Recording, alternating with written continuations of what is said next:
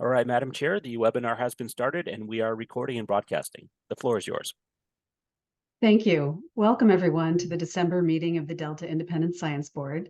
We have a lot to report out on today since we haven't had a regular meeting in a while. So let's dive in. First of all, I want folks to know that we have a public comment process, and we will take written questions or oral comments, and you can follow the instructions on your screen, although I'm not seeing it right now. We're going to pull that up. And there's also instructions in the meeting notice. Okay, well, we're not seeing the screen methods, but it follows the traditional methods of emailing the staff or raising your hand, right, Edmund? Yes. Okay, all right, so we'll go to the roll call vote now. Please state your name and whether you have any new declarations. Steve? Steve Brandt, no new declarations. Virginia? Virginia Dale, no new declarations. Tom? Tom Holzer, no new declarations. Anna? Anna McClock, no new declarations. Bob? Bob Nyman, no new declarations. Obey? Janta Baysecker, no new declarations. And I'm Lisa Wanger, no new declarations. And we do have several absences today. Tanya Heikala, Diane McKnight, and Inga Werner are not able to join us today by plan. All right, and we have a few housekeeping items for the in-person folks, and I'm going to turn it over to Kyra for those instructions. Sure. Thank you, Lisa. So for those of you who may be in person in Sacramento, in the event of an evacuation at the resources building, everyone must remain calm, take all of your belongings, and proceed to the nearest exit out of the building. Staff will then gather at the evacuation point at 1615 9th Street, and the public is welcome to join at that location. And the code for the restrooms is on the whiteboard in the back of the room, should you need it. And that's all for housekeeping. Thank you, Kyra. So I'm just going to give a brief overview of the agenda. So first, before I dive in, I just want to acknowledge the hard work that has gone on to create the past two workshops. We'll be hearing some brief report outs from those workshops, but I just want to preface those reports by saying that we got a lot of good feedback from participants about the valuable learning, that occurred, and also the management insights created. And the details of that will be emerging over time as the group boils down what was said. Another key element of this meeting is that we are going to experience a transition in the Delta lead scientist position. So Dr. Laura Larson, who ended her term in November, is making a special appearance to describe the culmination of a major effort that aligns with ISB recommendations. So we thought it was worth making time for that. And we'll also be introducing the limited term Delta lead scientist, Dr. Lisa Marie Wyndham Myers. We have a presentation on sturgeon that looks very interesting, and we're going to discuss ongoing ISB reviews. Are there any public comments, Edmund? There are none. Okay, well then we'll move on to agenda item 2, which is my chair's report and business matters. So the Delta lead scientist interview panel met in October and decided to move forward with interviews for 2 of the 4 candidates. And those interviews are planned for February 2024. And since it's been a little while since we've had a Delta Chairs report, I wanted to make sure everybody knew that the Delta ISB's review of the draft pyrethroid research plan was submitted in September to the Central Valley Regional Water Quality Control Board. And a copy of that is in your meeting packet. And I just want to take a moment to thank Inga Werner and Bob Nyman for their leadership on that. They really pulled together a useful review in a very short time frame, despite scheduling issues. And we really do appreciate that, because I think folks think those are really important issues being addressed.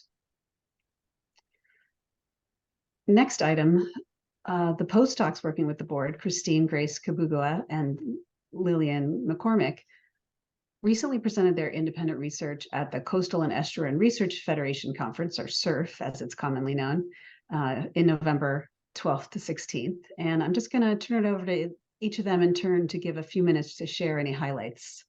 And I'm not sure who agreed to go first. I can go first. Go ahead, Christine. Okay, thank you so much, Lisa. So last September, I had presented kind of the scope of my independent research, which was to look at the biogeochemical knowledge gaps of the models that were being applied to estimate net carbon sequestration. And so since then, I've been screening articles. And so my SURF talk was really focused on the main 3 themes of the review. And so I shared with the session that I was part of some of the findings I had with the 3 topic areas for the paper, which were microbial community function, mineral associated organic matter, and then also soil aggregation. And so instead of trying to cover all of the different things that were showing up in my review, I narrowed it down to these 3, both because there were enough papers within my initial search that I could have something to write about, but also because they showed up in the subsides review, which happened afterwards. And so I thought it would be useful for the Delta because some of these topics already have models that are associated with them of how people are trying to use them to get at carbon stabilization and persistence. So they'd be directly applicable in the Delta. And so I wanted to share a highlight from SURF because the session that I presented in was organized by the Pacific Northwest Coastal Working Group, and they're working on something called the Coastal Carbon Atlas. And so I know that in both the subsidence and the food webs review, there's been a lot of focus on how data accessibility can really help with synthesis. And so when I checked the Coastal Carbon Atlas, there were only 9 soil cores from the Delta that were present. And I highly doubt that there are only 9 soil cores ever taken in the Delta. So I did just want to highlight that to the board so that as we're participating in workshops and talking with some of our partners, that we're making sure that we're also letting Delta scientists know that there is this atlas that we could be sharing our data on as well. So I think that's my time. So I'll hand it over to Lillian. Thanks, Christine. And I just want to say, I think that, the bottom line of that work that you're doing is that I think it's going to be really useful for carbon modelers who are trying to understand how long carbon sticks around, how the organic pool works. So appreciate that work. Lillian. Great. Thanks, Lisa and Christine. So similar to Christine, I presented my independent research, and you saw some initial findings from this in our September presentation. But briefly, my independent research is examining species interactions in the Delta with a focus on food web interactions. And so the objectives of this project are really to understand the spread of science conducted on food web interactions in the Bay Delta region. So I'm spreading it out a little bit more than the Delta, and to determine the science gaps. So for example, what are the focuses of the studies, and do they focus on listed, native, or non-listed native species, and also learning what the spatiotemporal spread of studies are. And then finally, to determine what types of species interactions are studied and whether there are any missing connections, especially those that span habitats. So to do this, I'm conducting a literature review, and generally my talk at SURF covered some of the results of the high-level analysis of the papers that I've examined so far. So that primarily looks at the locations that the papers have been conducted in, and also the topic of their study. I then, instead of going into some specific detail about the species interactions, I instead gave a few examples of some of the detailed species interactions that I viewed as really important, but not often covered, such as showing the effects of contaminants on predator-prey interactions and animal behavior, and also looking at ocean delta food web connections. So generally, there was a really positive response to both Christine's talk and my talk. Some folks actually came up to me and asked to connect or expressed interest in sharing additional published or unpublished data on food webs. And then also I wanted to mention that I also attended a workshop prior to the conference on developing our Shiny apps, which gave me a lot of food for thought on how to best present the results of this research so that it's most available to the science and management communities. And additionally, I'll just add that because I was presenting in a food web session, I also talked briefly about the Delta ISB's food web workshop that had happened the week prior. And so I added a link to the recordings, and several people reached out to me to say that they were really excited to watch different parts of the workshop, and it's really interesting and cool that we can then kind of spread our network of scientists that are being positively affected and benefiting from the workshop. So yeah, I just also want to say thank you on behalf of both of us for sending us to surf. It was a really wonderful experience. And even though we were both first-time attendees to surf, I think we both really enjoyed it. So thank you all very much for your support. Thank you, Lillian. And I think you're being a little bit modest that Lillian also got very good feedback that people saw a need for this research and thought it would be quite useful for understanding species interactions. So thank you for that. I keep hearing a voice. Is someone trying to break in? No. Okay. All right. So then I now have a report out about a meeting that I participated in. I presented and attended the 5th Biennial Delta Invasive Species Symposium on November 30th.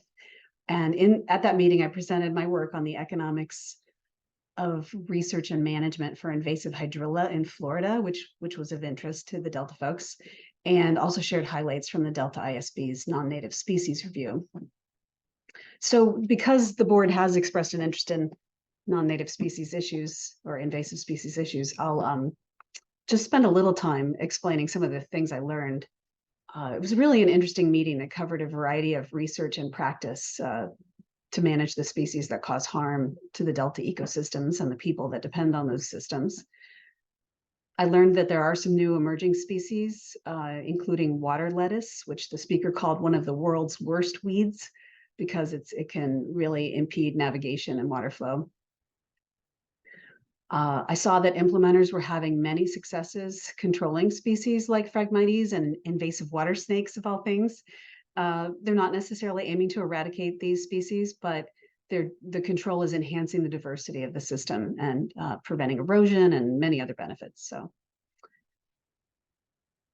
I was impressed by the use of what I would call sophisticated scientific methods, such as using eDNA and well-designed field experiments to target control efforts and test management effectiveness. I think this is very in keeping with some of the recommendations that the ISB has made. And I want to commend the organizers, Rachel Klopfenstein and Rachel Wigginton, among others, who had the foresight to mix social and biophysical science.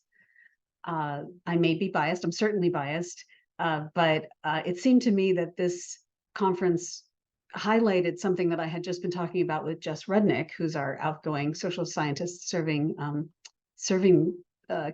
as a state fellow, but also helping the DSC, that bringing the social science to a primarily biophysical, ecological science audience, I think really helps people understand the application and hopefully potential uptake of integrated studies over time. And that's really all I wanted to say. And then the next item is that OBE, it's been a busy couple months with people attending conferences. OBE attended the 2023 Decision-Making Under Deep Uncertainty Society, DMDU Society, from October 30th to November 1st. And he presented an overview of the ISB's DMDU review work to date. And he's going to present an overview of key takeaway messages at a future meeting because he has been traveling extensively and is going to wait till he's ready to do that.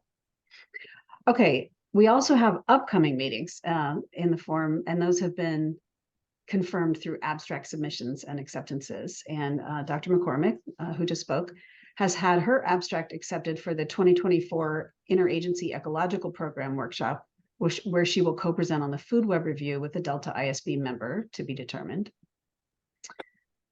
Staff are planning a poster presentation on the ISB's monitoring and enterprise review at the 2024 State of Estuary Conference.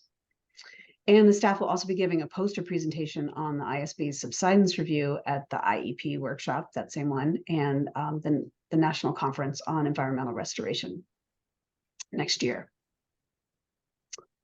Okay, next item, more news. An ad hoc committee of the National Academies of Sciences, Engineering, and Medicine will conduct a biennial review of the monitoring, modeling, and other relevant scientific activities and initiatives that support the long-term operations of the Central Valley Project. And now the committee members have been announced, and that list includes Steve Brandt and former ISB members Jay Lund and Joe Fernando. along with former Delta lead scientist Peter Goodwin. So we look forward to hearing more from that group. Okay, looking ahead, the ISB is going to need to create a 2024 work plan. So this is what we say what we're going to do this year and put in milestones. And so the staff will be coordinating with the review leads on expected dates of completion and things like that, and any other new reviews we want to create.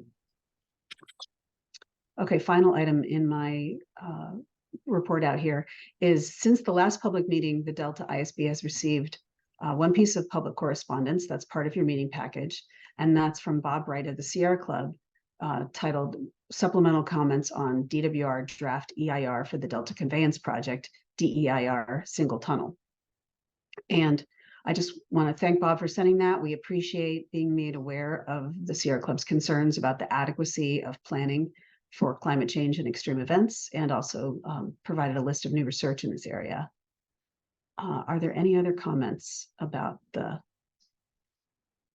public comment? If there's no one on the board who wants to comment, then I'll ask Edmund if we have any public comments. Yes, we have one from Deirdre Desjardins. And Deirdre, you have the ability to mute your microphone. Thank you. Yeah, Deirdre Desjardins with California Water Research. And I helped Bob with the climate change comments. They were made on behalf of a coalition of environmental and fishing groups, including the Sierra Club, as well as Restore the Delta. But I did want to use my public comment time to talk about not just the work plan, but I've really been pushing for transparency in budgeting for the Delta Independent Science Board. It's something that the National Academy of Sciences does, where they don't just have a work plan, but they have a request for funding they need. And I know you're trying to get funding to continue your postdocs, but it really helps people who advocate for support for the Independent Science Board and for the work they do, and also for the public to have a more transparent process. One of the things that happened when the Delta Independent Science Board was defunded was there wasn't any kind of public notice that problems were developing or that there were issues, and until suddenly Steve Grant said, we don't have any funding for the new members. And it just struck me that the whole funding had become very non-transparent. I've also advocated for the Delta Crosscut budget report to go back to including the funding for the Delta Independent Science Board that was eliminated around 2016. So I wanted to thank you very much, and I really appreciate all the work you're doing. It's wonderful to see the new and reinvigorated Delta Independent Science Board under Lisa's leadership, and I know you're doing great things. But we'll also hope that we can set some standards for transparency that are better going forward, and that includes transparency about budgeting. Thank you. Well, thank you, Deirdre. Transparency is always a good thing, and we do appreciate you advocating for that. Do we have any other public comments? There are no additional public comments. Okay, with that, I will then move on to agenda item 3, the discussion of the Delta Conveyance Project Final Environmental Impact Report review. So also apropos of those public comments. This is really just an update. Through its public listserv, the California Department of Water Resources indicated that they are currently on track to issue a final environmental impact report for the proposed Delta Conveyance project in late 2023. So for the older BDCP California Water Fix, the ISB conducted a review of the final EIR and determined how well the ISB comments had been addressed. So it's on the table that we would do something similar again. And if there's anyone who's interested in leading this review, please let the staff know. Any comments from the board? We'll have time to talk about this in more detail at future meetings too, if this is hitting you by surprise. Edmund, do we have any public comments on this? Yes, we have one from Deirdre Desjardins. Deirdre, you have the ability to unmute your microphone. Thank you. Yeah, Deirdre Desjardins, California Water Research and Climate Action, California.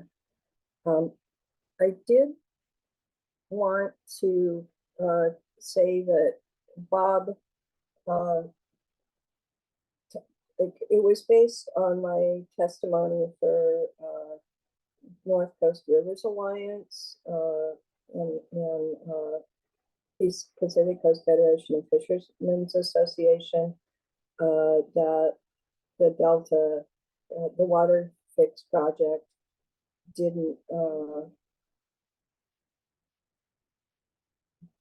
did not use best available science on sea level rise for the project. And as a result, the draft Delta Stewardship Council staff recommendations were that it wasn't consistent with best available science, and the project was remanded to the Department of Water Resources.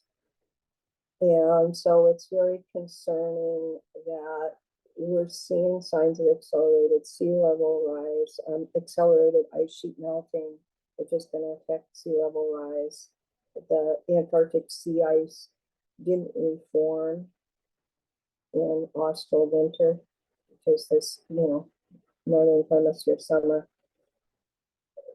And they assume, the analysis for the project assumes a glass wall condition in the Delta, that all of the levees are raised to keep up with sea level rise. If sea level rises 2 meters, they assume the Delta levees will rise 2 meters. Or if sea level rises 10 feet, which is the upper end of projections a few years ago, they assume the levees will rise 10 feet. And this just isn't realistic, and there's still really significant issues about what will happen in the Delta if the levees are overtopped and not restored. And will it become return of the inland sea, and will it still be fresh at the intakes? There were other issues that were raised, including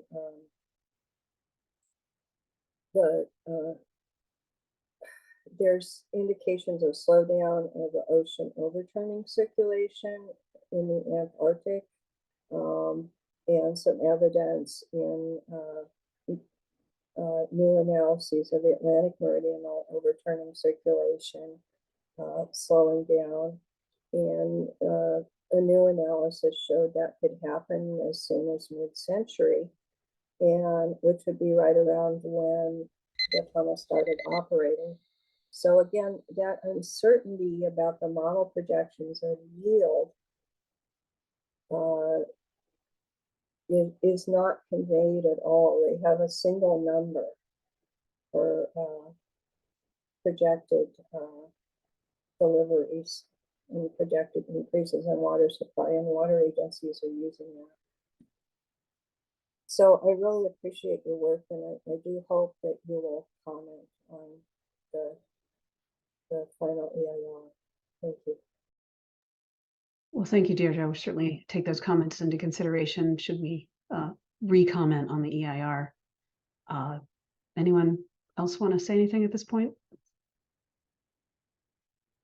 No, but we do thank you, Deirdre, for bringing that to our attention.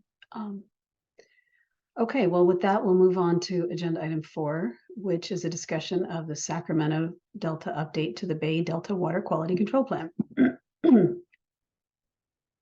So just to give the background, the State Water Resources Control Board is currently considering updates to the Bay Delta Water Quality Control Plan focused on the Sacramento River and its tributaries, Delta Eastside tributaries, including the Calaveras, Cosumnes, and Mokelumne Rivers, interior Delta flows and Delta outflows, including consideration of proposed voluntary agreements.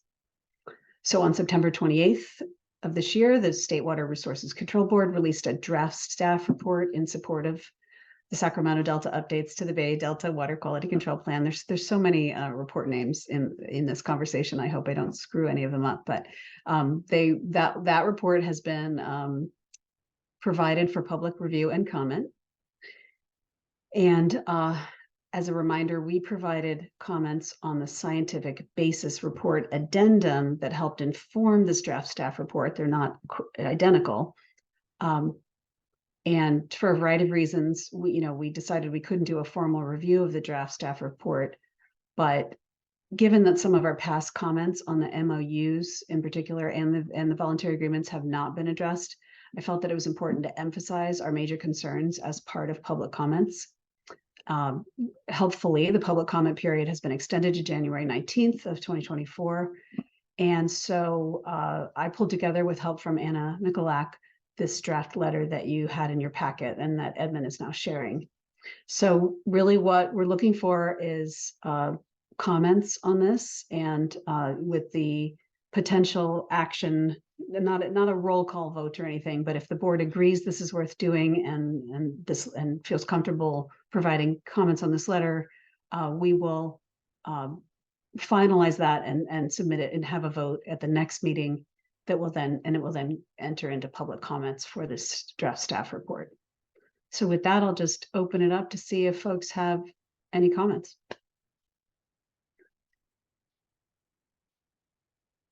You'll see that really there's just three main points that were emphasized. So it's not everything we said, but it does emphasize, the need for a careful plan to support adaptive management and other concerns. So yeah, Bob. I thought this was a fine letter, Lisa. I think you and Anna did a very nice job pulling it together and emphasizing the important points. The only thing I guess I would say is since I spent a lot of time looking at the voluntary agreements some months ago, and I've been so busy with the workshops and so on, I haven't had time to actually go back and take a look at the state report at all. And I can try to do that in the next number of days and maybe, provide some additional comments, but I'm not sure that they're needed. I just would like to perhaps, have the opportunity to spend a little bit of time going back and looking at them if I can. And, but other than that, I thought it was a very nice, more than nice, it was actually a very effective memo that you and Anna pulled together, and it really, hit the points, and I think it will be listened to. So, so if you're willing, I'll take a look if I can over the next few days and get back to you, hopefully by the end of next week, sometime with some comments or not. Yeah, that's great to hear, Bob. We certainly welcome that. We actually can wait until December 20th for comments. So that's the schedule we have, because we're aiming for a new version by January 8th, if the board agrees to go forward, because that would give us enough time to post it publicly and discuss it at our next meeting. Okay. So yeah, it might be worth it, just because we didn't post this letter ahead of time. It probably is worth just quickly summarizing what we did talk about, and then folks might jog some other thoughts. So I think our main concern, and I guess some might argue that some of these details are to be worked out in the future, but I think we feel it's so critical that monitoring and analysis be sufficient to really support this adaptive management experiment that, it's just important to emphasize that we need the right scope, we need the right resources, and I guess I don't have my head exactly in what our 3 points are. Hang on, let me get this up. So the first comment is really that we need the right scope. We need enough analysis of the data that are collected to really understand how variability of the system is occurring and how finding the signal to noise in terms of management effectiveness. We just would really like to see more details about how management effectiveness is going to be measured and characterized, because as we said in our prior monitoring enterprise review, sometimes we see a disconnect between what's being measured and what the management need is. And we want to make sure that doesn't happen again. And then you know, we talked a lot about the need that it wasn't really clear to us, you know, what kinds of system changes might trigger a reevaluation or a change in the management approach. And so that's really what the three things that we emphasize, as well as, you know, this is not a, to do this well will require sufficient resources. And so guaranteeing those kinds of funding streams, I think, is also important. So we think it's important. Okay, so with that, do we have any other comments? And I also want to note that Virginia Dale spent some time reviewing this report, and you know, did note, and I have noted as well, that some of our comments were addressed in the report. It is a very lengthy report, though. We couldn't comb through the whole thing in the time provided. Virginia, did you have any other comments you wanted to make? No, I really appreciate the letter. I think you succinctly hit the main points and described them well. I guess my only concern is what we're asking for is a whole lot of work. It really is quite a bit. And so I don't want to, you know, under recognize that, but that's what you need to do to perform this right, to correct this right. So thank you too for writing such a good letter, useful letter. Well, thanks for the kind words. Yeah, and I think the intent of the letter is not only that it be used to create change in the draft staff report, but also inform reports going forward, because there's going to be other plans and regulations set up to, if this is the plan they choose to implement, more details will need to be filled out, and these comments are meant to go forward into that stream of reports and keep informing them. So.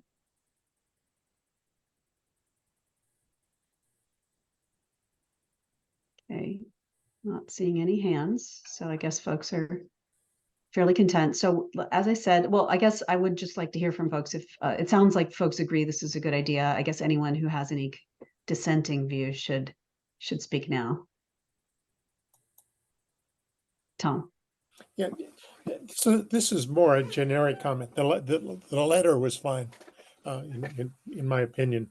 But, you know, we get these documents from the state that the executive summaries, like in this case, were 69 pages long. And from my perspective, that's not a very good way to communicate. And I think there's a large issue that's highlighted by this, and we've seen it all along, that I think the formatting of these reports needs to be thought through about how they're communicating the information that they're doing. And I realize that's sort of off the subject of what we're talking about right now, and a comment like that probably doesn't belong in the letter. But it does highlight something that I've seen repeatedly during my time on the board. It takes a while to get oriented in this space. So the executive that this executive summary is written to is probably struggling with the same thing.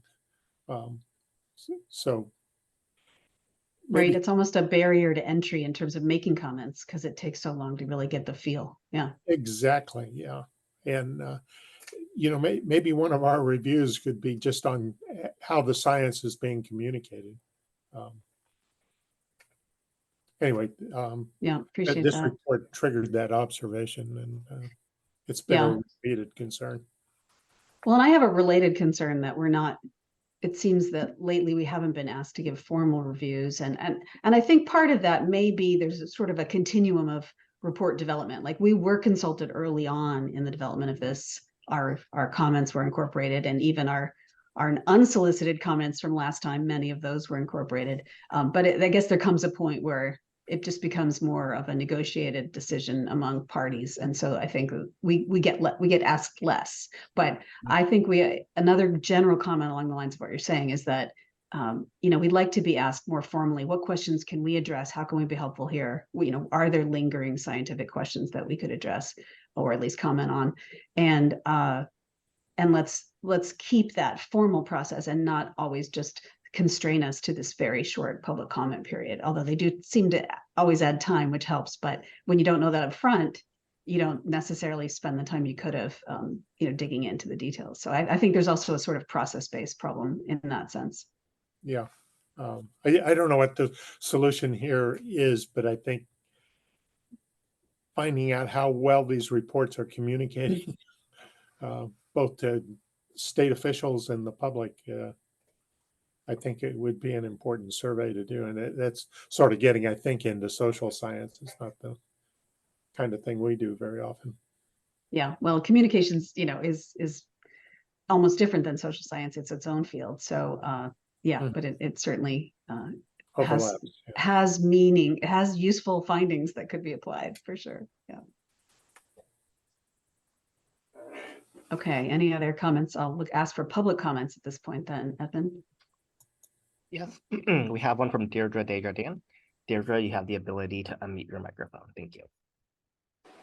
Yeah, it's Deirdre Dan, and I wanted to say I'm really concerned that all of the modeling for the effects of the Bay Delta Water Quality Control Plan assumes essentially the 20th century hydrology, the historic hydrology. And I just, following Stefan Ramsdorf, who's a German climate scientist, he looked at a nonlinear trend for Germany and found that Germany had warmed over 2 degrees centigrade over pre-industrial, which is happening with Northern Hemisphere land. I did the same nonlinear trend for California, and I found it's also warmed over 2 degrees centigrade over pre-industrial. And it's something we've just missed. I'll get you the graphs, but I think it's having a profound impact on the watersheds, and the rate of change seems to be accelerating. And if you look at the change points for temperature, there's one in 77, one in 2000, and one in 2012. And the one in 2012 shows an acceleration of temperature increase, which isn't surprising given what we've seen this year. And when I looked at changes in precipitation during each of those periods, precipitation has been going down. We're in the middle of a mega drought, and I think the whole thing is set up for failure because it's based on modeling of how often you'll reach critical thresholds for species is based on a hydrology that no longer exists. The closest example, looking at historical temperature and precipitation, is the Dust Bowl era drought. I think we're also seeing significant changes in runoff efficiency. And I'm starting to look into how similar it is to the Colorado River Basin. So anyway, I'll get this to you, but I think it very much ties in with the Managing Under Deep Uncertainty report. And I really hope that at some point we'll get some climate dynamics researchers in to talk about accelerating temperature increases globally. Yeah, thank you. And the association with the pattern effect. Sorry, I didn't mean to cut you off. I thought you paused. Yeah, I think, Deirdre, we share these concerns about whether the rapid change is being adequately addressed. And that, I think, this raises questions of, there's certainly many opportunities for year-to-year adaptive management that can overcome some problems, but how much more long-term planning is needed to prevent harm, I think is a really good question to raise. And we're certainly looking into that as part of the DMDU review. So thank you for those comments. Okay. All right. Well, what I'm hearing is that we can move forward with this letter. We'll take comments from the board by December 20th. And then hopefully Anna's willing to help me revise based on those comments. And then we'll have a new version, hopefully by January 8th, that we'll share and can be voted on at the next ISB meeting, which will be only 2 days before the public comment period ends. So we'll not be taking major changes at the next meeting. You're going to need to comment ahead of time. So Thank you. Okay. Now we'll move on to agenda item 5. We're going to hear from Virginia Medueno, the chair of the Delta Stewardship Council and executive officer, and she's going to give us her report. Welcome, Virginia. Good morning. I have 3 items that I'm going to be sharing with you today. The first is actually I wanted to recognize a triumphant leader for the Delta and the inaugural chair of the Delta, who we unfortunately lost earlier this year.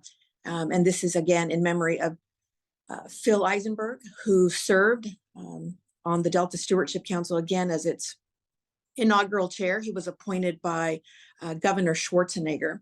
So just a little bit about Mr. Eisenberg, who unfortunately I didn't have the pleasure of meeting, but I feel like I got to know him just listening to some of the incredible interviews that he had given prior to his passing.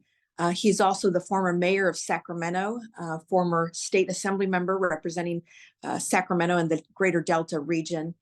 I'm going to say that part of what I heard from some of his interviews, and it's part of what I continue to strive for, is that the Delta Stewardship Council really is the convener, if you will. He earned just a stellar reputation as being an independent and courageous thinker, a skilled negotiator, and taking on the future of the Sacramento San Joaquin Delta as one of California's greatest challenges. I'm going to say, and I think it's been said time and time again, that Mr. Eisenberg championed good governance. He was all about independent science, clear communication, and his impressive career.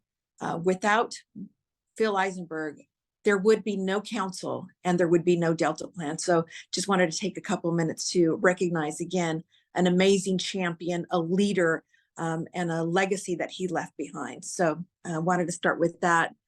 Second, it is my pleasure and distinct honor to welcome Dr. Lisa Marie Wyndham-Myers as our limited term interim Delta lead scientist.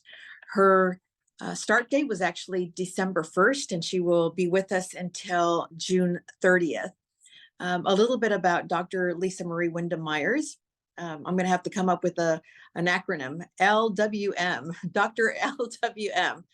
She is a research ecologist at the USGS in the Water Resources Mission Area. She has an impressive, well over 100 publications focusing on wetlands and aquatic ecosystems and everything from inland agriculture to ocean exchanges.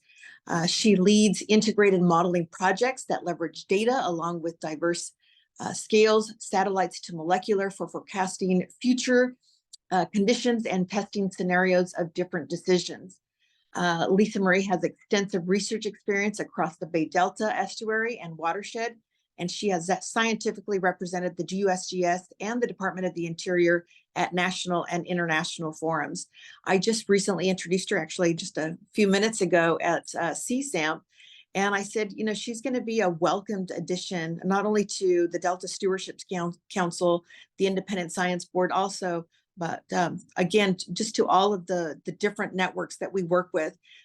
She works at the intersection of what she calls the 4 scientific M's of the environmental stewardship measurements, which are modeling, mapping, measurements, and management. Dr. Wyndham-Myers has her PhD from Rutgers in ecology, her master's at Rutgers in geography, and her BA at UCLA in environmental engineering. And again, it is with great pleasure that I welcome Dr. Lisa Wyndham-Myers and would love for her to just say a couple words. Thank you so much, Virginia. Thank you, Chair Wanger, for the opportunity to introduce myself. It's an honor to step into this role and continue the journey because it's a critical time for management in water, and there's pressing science needs, and there's many timely topics that are dear to my heart right now. So I look forward to working with you all to assure that the best available science and insights are brought to the table and shared equally. So with the Delta Science Program staff and the council, I intend to keep momentum on the current science initiatives and accelerate additional discovery through dialogue and data sharing. I'm just starting, but there's a lot coming up, but still please reach out to me at any time if there's any ideas or concerns that you want to share during this short period. Thank you so much. Great. Thank you so much for that. And again, I just want to publicly also thank Dr. Laura Larson for her impressive tenure with the Delta Stewardship Council and the ISB. We don't say goodbye to her. We say, we'll see you in the next round. And I'm sure we're going to continue to see her periodically. I'd also like to take this opportunity to highlight that Dr. Jessica Rudnick, the Council Social Science Extension Specialist, will unfortunately be leaving us. She is taking on an incredible new position with the United States Forest Service in its Great Lakes region. And we're unfortunately sad to see her go, but also excited for her next journey. And Dr. Rudnick's last day is actually today. So if you're on, Jessica, we're acknowledging you and we want to celebrate you. We're incredibly indebted to Dr. Rudnick for everything that she's done on the council. She's been absolutely instrumental in helping us to implement the recommendations of the Social Science Task Force report, which the Delta ISB had previously commented on. Some of her most notable contributions to the council were enhancing the council's social science expertise and empowering council staff to incorporate social science methods and approaches where appropriate. She helped to continue raising awareness of the social science dimensions of natural resource management and organizing social science training workshops for non-social scientists. She helped promote funding of social science projects. And just most recently, she helped the piloting of the Delta's first ever resident survey to better understand the values and perspectives of Delta residents. She's established and coordinated so much in the social science community. And again, her accolades are just a mile long. Again, despite Jessica's departure, the council remains incredibly committed to continuing and furthering the integration of social science in our work and our collaborative efforts. So again, a big kudos and thank you to Dr. Jessica Rudnick. And finally, just want to say, I understand that this is Dr. Steve Brandt's last meeting. I just want to say thank you for your contributions to the Independent Science Board.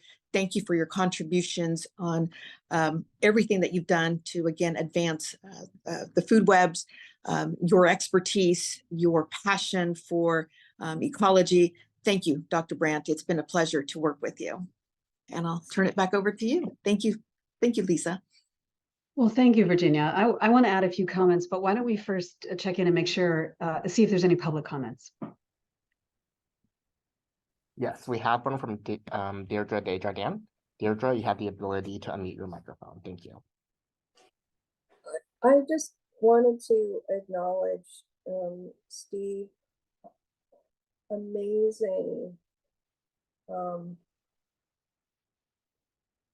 performance holding the Delta Independent Science Board together during the year it got defunded, and it showed an extraordinary character of persistence and dedication and humor.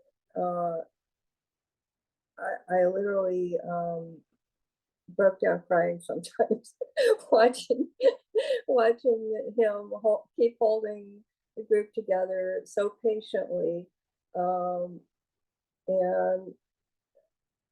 it was an absolutely extraordinary thing and the most extraordinary act of professional dedication, as well as the entire board. And it was something that I think is going to be, it was a pivotal moment for Delta Science. And he made many other contributions, large and small, during his tenure, but that was spectacular. And I wanted to thank him and say that I'll miss him. We'll all miss him. Thank you. Well, thank you, Deirdre. We too are grateful, and we're going to give Steve an opportunity toward the end of the meeting to make some comments and give the board an opportunity to make a few comments. So, Steve, did you have a reaction? I see you. Oh, I just wanted to say thanks Deidre, and your support for the board, and particularly during those tough times and helping coordinate those letters were really instrumental in keeping us alive. So thanks for that. Great. And then I just want to, Chairman Dueña did a wonderful job expressing the contributions and welcoming Lisa Marie, but I just want to emphasize a few things. So first of all, welcome, Dr. LWM. And, I'm getting to know Dr. Lisa Marie, and I really appreciate the broad perspective she brings from her work with international organizations and the federal government on climate change issues, and in addition to her broad expertise. So, we are really looking forward to Lisa Marie engaging with us on important topics, despite this being a limited term. There is enough going on that we're still going to have very meaningful interactions. And then I also just want to extend some thanks to Jess Rudnick too. As a social scientist, I just so appreciate what she's done to integrate social science into the Delta Science enterprise. I think she's been very effective, including that insight that I mentioned before about bringing the social science to the biophysical scientists instead of making them come to a social science workshop. I think she's really helped clarify that for me, and I'm going to continue to apply that lesson. And we're going to get her back to hear about this survey, because I think there's quite a few interesting insights from that survey that she did. Any other comments from the board at this point? No. Okay. Well, thank you, Chair Dueña. We will move on to the next item. I know Chair Dueña has another meeting she has to be at. Item number 6 is a presentation by Dr. Laura Larson on a collaboratory to support decision-making for adaptive stewardship of the Sacramento-San Joaquin River system. So welcome, Dr. Larson. Thank you, and thanks to Kyra, I think, who's running the screen sharing. Well, it's nice to see you all again. I think my official job title now is zombie lead scientist, and that's pretty appropriate because I want all of your brains. So I was asked to come back today to present some reflections on my term as lead scientist originally. And I told Lisa that what I really wanted to do was talk about what I've been investing the most time in my last few months as lead scientist, which is developing a strategy document for an integrated modeling framework for the Delta. Of course, this is a follow-up to our integrated modeling framework workshop that we held at the end of February and into early March. And this is also a strategy document that I presented at the DPIC meeting in early November. So the document has not yet been released for public comment. We're seeking feedback in several presentations at this time. And then we do hope to release a draft for public comment and wider circulation.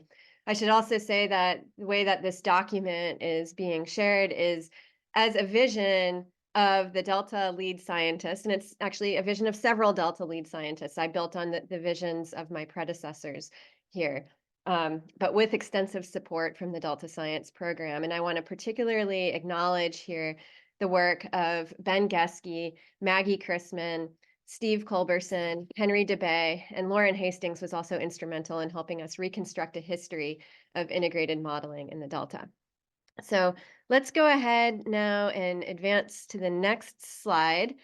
And I just wanted to remind you all, I think you've probably seen this several times before, but the need for a modeling collaboratory, which we think of as a collection of common tools, best practices, and human resources for advancing integrated modeling.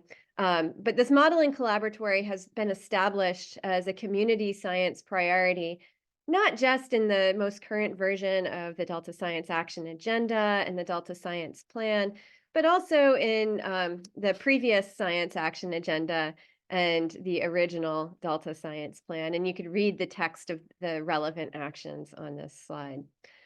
In the document, next slide, we compiled a more comprehensive timeline of this integrated modeling initiative within the Delta dating back to 1994. And I'm showing you an abbreviated timeline here, a selected timeline, if you will. So back in 1994, under the CalFed era, the Bay Delta Modeling Forum was formed, and that eventually in 2002 became what it is today, the California Water and Environmental Modeling Forum, or QEMF. Before that, they released a set of protocols for water and environmental modeling. And then they also released a strategic analysis framework for managing water in California. So the scope of QEMF is really statewide, but of course the Delta is at the heart of water management in California and factors into QEMF's work in a very large way. In 2009, it was actually Steve Culberson who led a group of modelers within the community to write a memo to the CalFed director and the CalFed lead scientist at the time, calling for improved modeling capabilities for Bay Delta planning efforts. And I think many of the challenges and needs associated with integrated modeling that were recently recognized in the ISB's water supply reliability review were also highlighted in that early document. But what that led to was a call for the establishment of an integrated modeling framework, or a collaboratory, in the original Delta Science Plan. And that led to a workshop that Peter Goodwin convened together with UC Davis, and they actually, I think it was with Jay Lund actually, was able to secure NSF funding for this workshop. But that led to a workshop on integrated modeling for adaptive management of the estuarine system in 2015. The Science Enterprise Workshop also generated a number of recommendations for integrated modeling that were presented to DPIC in 2016. And at that time, DPIC expressed support for moving forward with integrated modeling and encouraged the science program and the modeling community to eventually come back to them with a more specific plan for how to advance that integrated modeling. And at that point in time, shortly after that, the Delta Science Program convened the Integrated Modeling Steering Committee, which was a very large team of scientists from diverse agencies and from the academic community. And they worked together with Tetra Tech, which was funded by the Delta Science Program, to develop a series of memos that collectively outlined a plan for the collaborative modeling community. Those memos are available on the Delta Science Program's website, but one of those memos actually ended up being a living inventory of models that persists to this day and is certainly integral to this concept of a collaboratory. And those memos also included a lot of really great detail on the technical components of the collaboratory and how they meet technical needs. But one thing that I'll note is when you look at these dates, they were released just prior to the pandemic. And the effort really needed a champion and it needed funding to advance. So there was a little bit of stalling that happened after the pandemic. Right before the pandemic, there was a workshop in which the modeling community addressed whether this collaboratory should be virtual or physical. And they really landed around the idea of a virtual collaboratory. But yeah, then the pandemic did hit. I picked up this effort as a champion, and together with the science program, we put on an integrated modeling framework workshop. Following the workshop and what we learned at the workshop, we conducted interviews with a number of workshop participants and others in the community who are just really real linchpins within the modeling community. And some of the content of those interviews has gone into the creation of this strategy document. So what we're trying to do with this strategy document is really push this community into the implementation phase. And I really think the time is right here because there have been a number of key developments over the last few years. And let's go to the next slide where I talk about those key developments. So there's a few things that are critical about this moment in time. And one is that over my term as lead scientist, there were new elements of the vision that I would say became higher priorities. And these include an emphasis on equity, inclusivity, participatory science, open reproducible science, And another new element of the vision that I really gave a lot of thought to was a proposed governance structure. And the strategy document goes into a fair amount of detail on a possibility for that governance structure. I think statewide agencies are realizing that they really need to do a lot more to advance equity and access to science. And so this is something that they are collectively embracing. And there's a lot of openness and willingness among agency directors to see this aspect of the vision of the collaboratory actually be implemented. Another critical thing about this moment is that we've been in a pretty good situation for funding over the past few years with federal infrastructure funding and with statewide opportunities to advance the state's climate priorities. And so recently, as you all know, the legislature invested $100 million into the UC system with the intention of forming partnerships between university researchers and state agencies in order to help the state achieve its climate resilience goals. The largest project that was funded through that initiative is focused on collaborative modeling with a focus on generating scenarios for future water operations and water allocations that are permuted with different climate futures.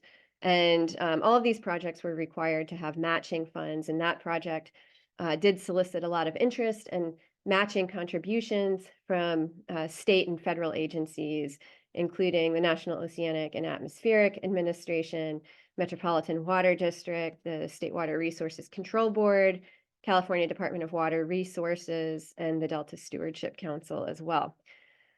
The other thing that's critical about this moment is that in the past few years, we've seen that the need for these types of models is only growing.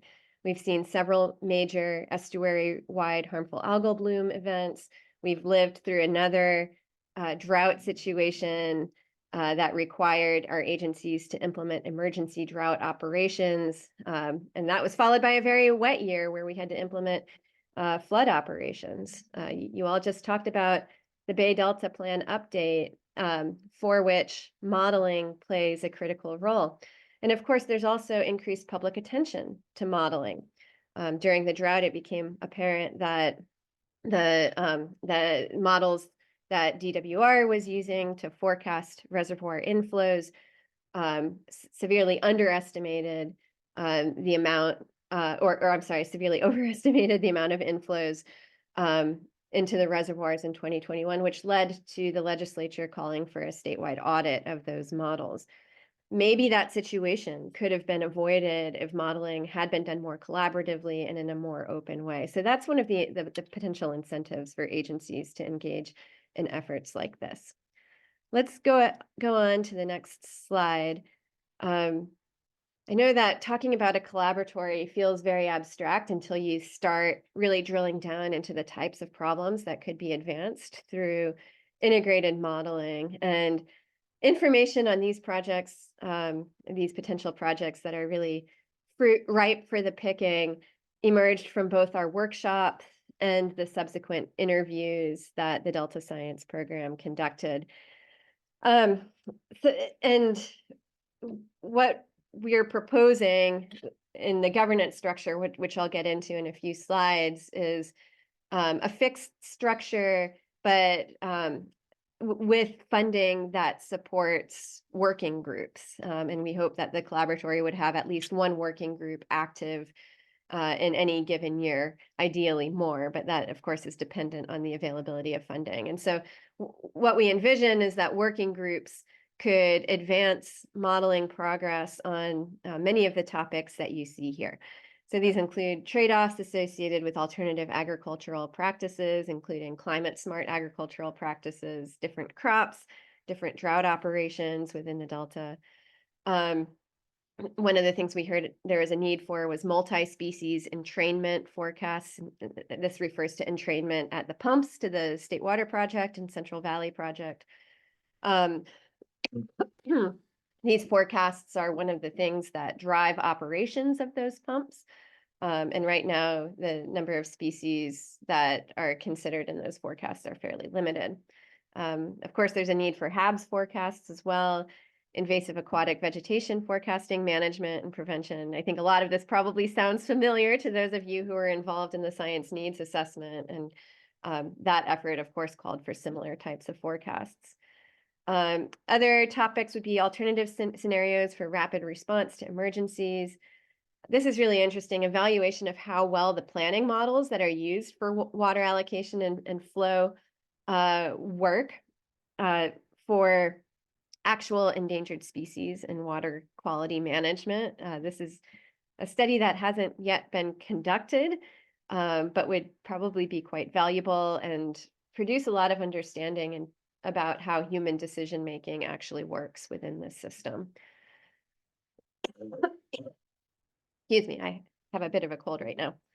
Other needs are linking fine-scale habitat modeling to life cycle modeling, climate adaptation planning, linking systems models to Central Valley groundwater quality and quantity models, incorporating bathymetric change or change to the physical template of the delta due to restoration and changing sediment inputs, as well as sea level rise into planning models, and also evaluating large-scale, long-term effects of alternative strategies for wetland restoration at a landscape scale. So this is probably just a select group of needs there are that really can't be advanced by modeling, by individual models or models that are run by individual agencies. Let's go on to the next slide. So as I said, a collaboratory consists of a set of common cyber infrastructure, human resources, and best practices. The Tetra Tech memos go into a lot of detail as far as what those technical components of the collaboratory are. There's also more detail in the strategy document. I'm really showing you an abbreviated list here. In the strategy document, we had attempted to identify higher priority items, medium priority items, and low priority items on the basis of how much these things cost and what the real need is. And so some of the higher priority items that you see here are a user interface for accessing models and combining models, the model inventory, and a help center or a user forum. And the latter is one that the science program is hoping to advance using some of its funds in the coming years. Other priorities for cyber infrastructure include common tools that are shared across agencies for calibrating, validating models, and doing uncertainty analysis, automated pre and post processors of time-dependent data. These are things that have to be done for the models that different agencies are kind of reinventing the wheel on. They all have their own strategies for doing this. And so one of the needs that we heard is that, or one of the things that we heard is that there could be great operational efficiencies that come into play if these tools became common and shared across agencies. There's also a widespread need for high performance computing and cloud storage as well. Essential human resources for the collaboratory would be a director or a coordinator, scientific computing staff that could be shared across agencies. We heard a lot of interest in promoting student engagement in the collaboratory. One of the things we've heard from agencies is that they have a really hard time recruiting modelers with the skills that are needed. And as someone who works with modelers in the university setting, I can vouch for the fact that there are a lot of students with amazing skills who really want to use those skills to advance the social good. And they just really lack the partnership, the connection to people and agencies who are doing this sort of work. And so, one of the advantages of forming this collaboratory is establishing new workforce pipelines. Community engagement specialists are also really important here, but perhaps not quite as essential, at least in the immediate term, as the first three bullet points on that list. And then best practices include clear documentation of models, data products, how the models are being evaluated, quality controlled input and boundary conditions, quality controlled input and boundary condition time series, common model domains or grids that would be shared across agencies, implementing fair and care standards for data and models. And then we also heard a desire for open science and science communication training on how we might more effectively visualize results to share them with diverse communities, and a need for model review as well. Let's go to the next slide. So, let's get into how this collaboratory is proposed to be structured. And one of the things I really want to emphasize here is that it can be very powerful to leverage and create partnerships between the agency sector, the independent research sector, and diverse communities here. They each fill an individual niche that brings different characteristics to this collaboratory. So what we're proposing in the strategy document is that the collaboratory have an administrative home that's based in the independent research sector. And just as an example, for the Chesapeake Bay modeling community, that community has an academic director. He receives his funding for summer salary from, I believe it's NOAA. I might be misspeaking here. But the total amount of investment is $40,000 per year. It funds his summer salary. It's a very worthwhile investment. And the community gets a lot out of that fairly low level investment. Anyway, the independent research community provides independence and ability to look at policy scenarios or operational scenarios that might be too politically sensitive for any one agency to oversee. It allows for a separation of research agendas from policy agendas. And there's also the capacity within this sector for leadership for long-term planning processes. You could contrast that to agencies where agency modelers and agency scientists are amazing. They have amazing skills. They understand the system really well, but they are often redirected to changing agency priorities as weather conditions change, as circumstances change. And so they don't really have that long-term leadership capacity. But as far as what the agency niche is providing that operational perspective and expertise, really grounding this work in reality, aligning decision-making and policy needs, and identifying plausible operational futures, things they're actually considering. It's also essential to engage diverse communities, diverse publics, in order to develop trust, to co-develop broadly shared goals and understanding, and to really gain insight into diverse impacts and trade-offs of management actions that might not be on the radar of people who sit in the ivory tower or sit here in Sacramento. And I put technical experts in the middle of this because I think it's really important to acknowledge that there's a lot of technical expertise within the consulting community, particularly for the Bay Delta. And that technical expertise can alternately fall into these different colored squares on the outside, because many times those consultants are hired by agencies to really advance agency agendas. But that expertise is really at the center of this collaboratory. Next slide. So I hinted at the proposed governance structure earlier, and I'm going to get into a little more detail here. So again, we're proposing an academic or an independent research administrative home. It would be ideal if this rotated among different academic institutions in our community. But that would house a director or coordinator and computing and engagement support staff. And we also are recommending that there's a set of key sustained operations that are prioritized and overseen by the director and administered by the support staff. And those operations include maintaining the model repository and the user interface, developing and improving tools for linking models and data pre- and post-processing, keeping common model inputs and grids current, providing services to help modelers implement best practices and engage with community groups, They would also make training available to the community, coordinate with steering and advisory committees, which I'll show you next. So go ahead and toggle the slide, Kyra. So we're also proposing that there would be a steering committee that consists of representatives from all of those three sectors on the previous slide, but they would oversee budgetary processes. They would select the director, and they would approve bylaws and work priorities.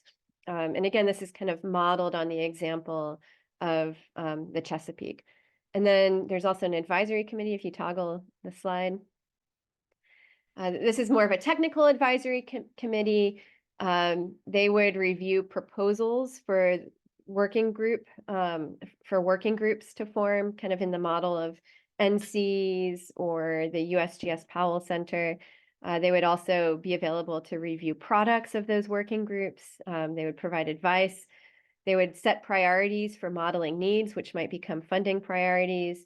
They could potentially charter or conduct model reviews and put on synthesis workshops as needed. Next. And then there would be competitive funding available for these working groups. And ideally, the working groups would consist of members from all three of those niches: the agency community, the research community, and then diverse publics. And these working groups would advance work on specific priorities established by the Technical Advisory Committee and also in the Science Action Agenda. Okay, let's go to the next slide. So as far as the recommended next steps for launching the collaboratory go, there's really two pathways that I think we should pursue in parallel.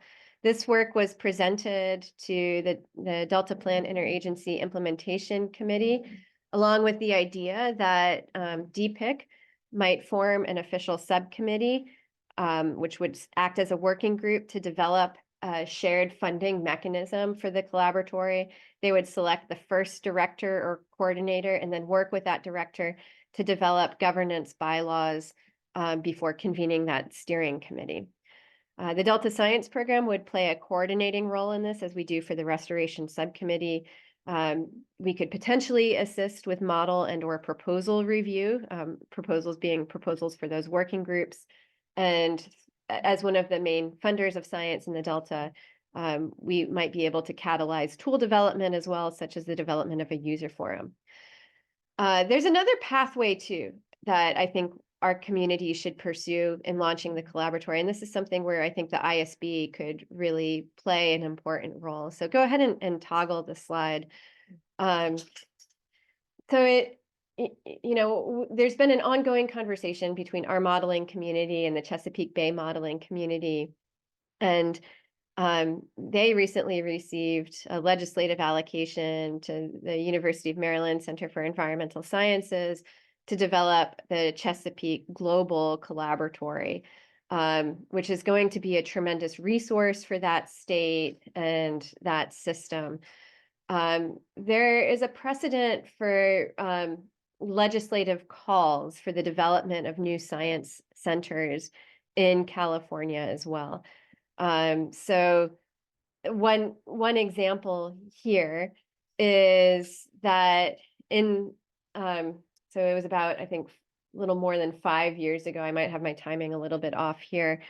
The legislature recognized the importance of generating new science in order to better forecast atmospheric rivers. And so a bill was passed that distributed funds to the Department of Water Resources to establish a new science program to better understand and forecast atmospheric rivers. And one effect of that is that DWR in turn contributed a large amount of funding to the Center for Weather and Water Extremes at the Scripps Institution of Oceanography at UC San Diego. And there have been subsequent bills and subsequent legislative allocations to renew that funding over the years. So that is a viable pathway towards funding these types of large initiatives that are beneficial to the state. And so, this is not something that is typically initiated by executive branch agencies, but really needs external champions. And so, one thought here is that champions within the ISB, potentially the California Water Data Consortium or the California Council on Science and Technology, could work with legislative staff in order to develop a bill to secure a mandate for the collaboratory. The science program has been involved in something like this before. The Delta Science Program put on the Environmental Data Summit in 2014. And go ahead and toggle the slide. And that Environmental Data Summit recognized that data sources are growing in number, size, and complexity, yet our ability to manage and analyze such data in service of effective decision-making lags far behind demonstrated needs.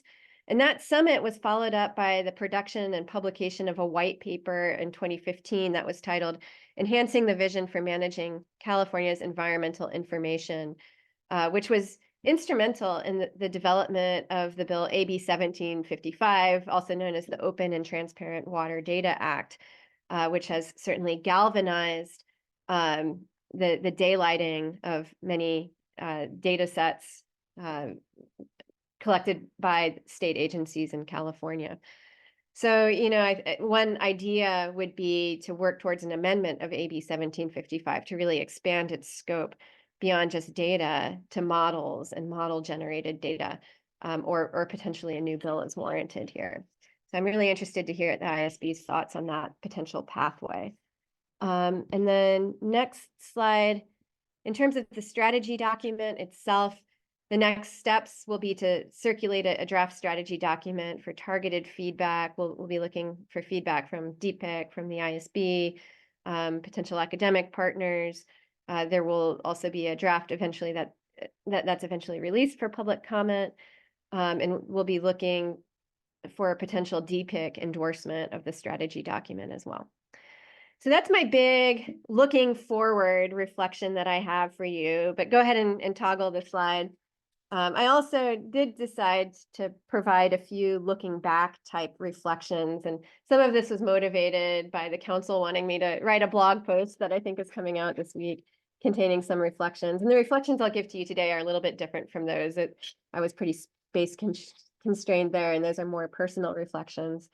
But one of the things that I did to prepare for that blog post is I went back to my original job talk that I gave to the ISB when interviewing for this position and looked at what I had outlined as my initial vision at that time. So I'm bringing a few of those slides back and to go along with the theme of a zombie presentation here.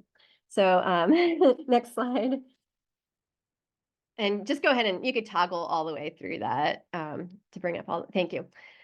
So, this was the first slide outlining my vision, and one of the key elements was to move towards a scenario-based approach for management and modeling, building on some of the Cascade 2 work done by the USGS and climate synthesis work as well.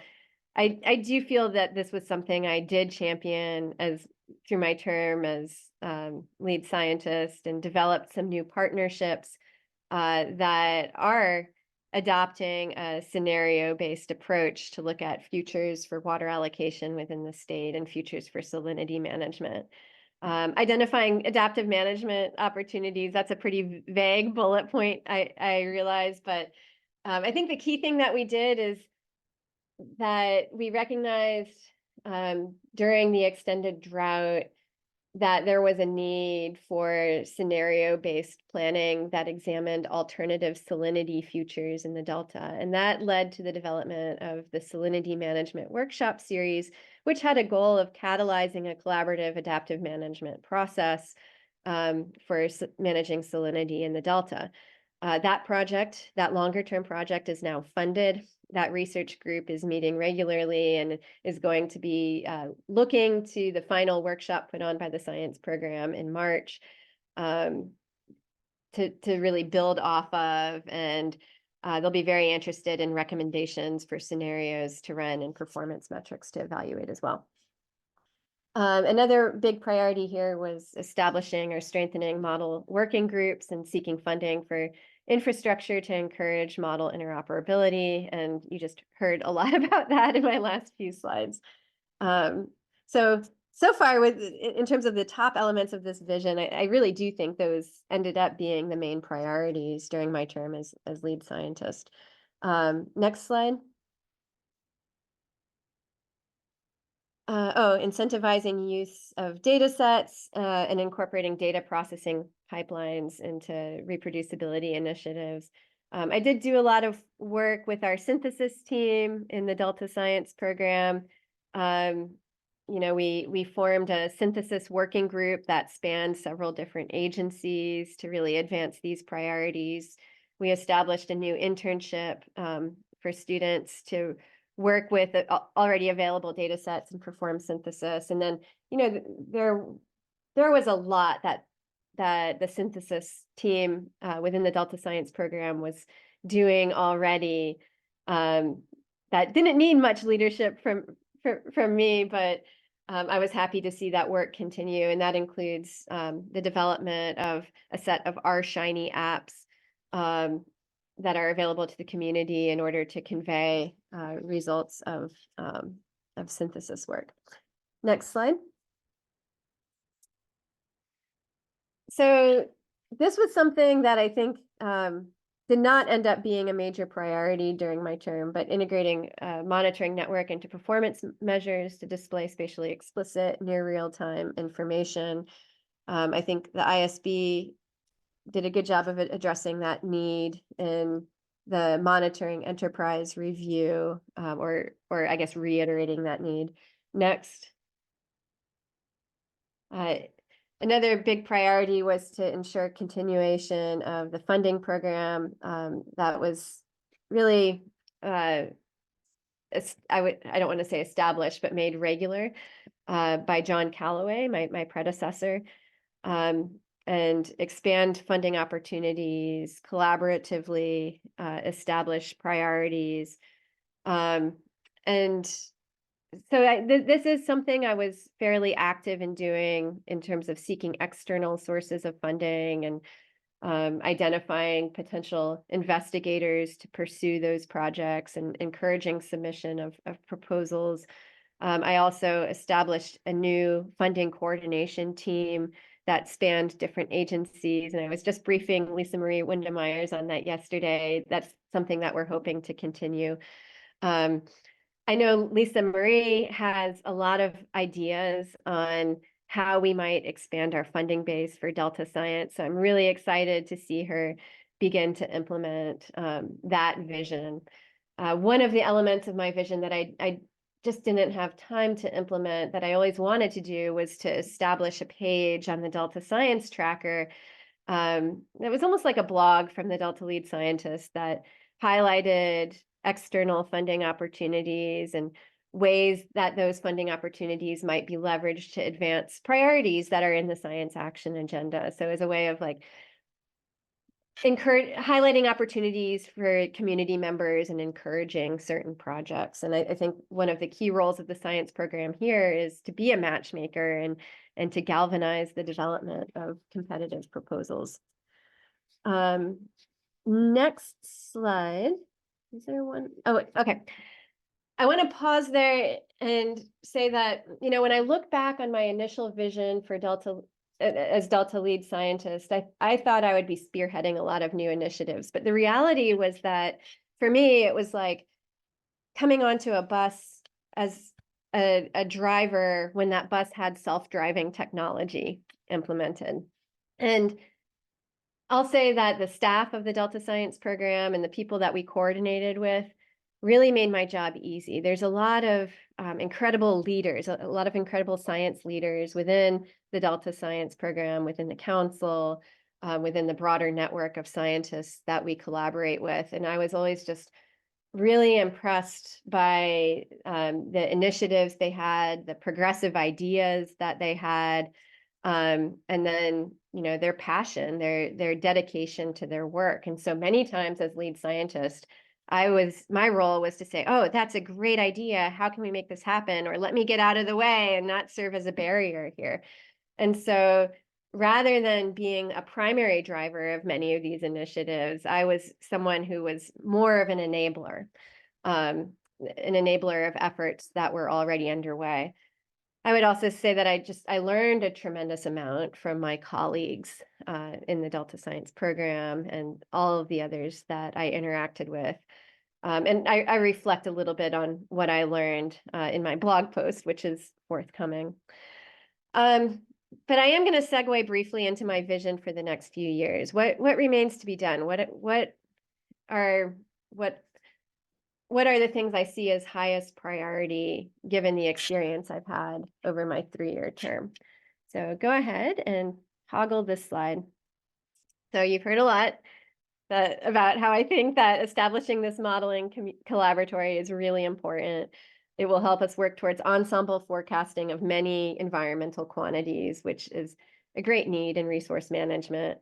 And another thing I think it could help us do that it's not tremendously on the radar of our science community yet, but is coming for us, is to figure out how to leverage artificial intelligence effectively. I think it's a huge priority to continue to integrate social science into the Delta science community. There are a lot of needs that are pending.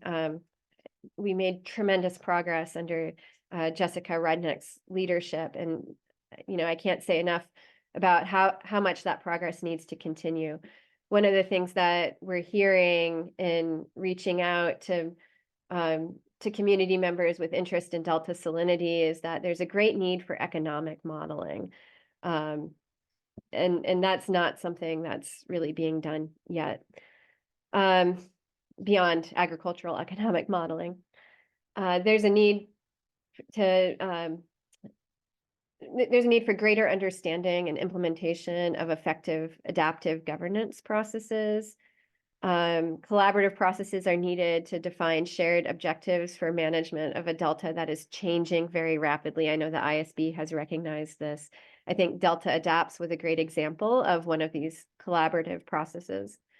Environmental justice considerations need to be integrated.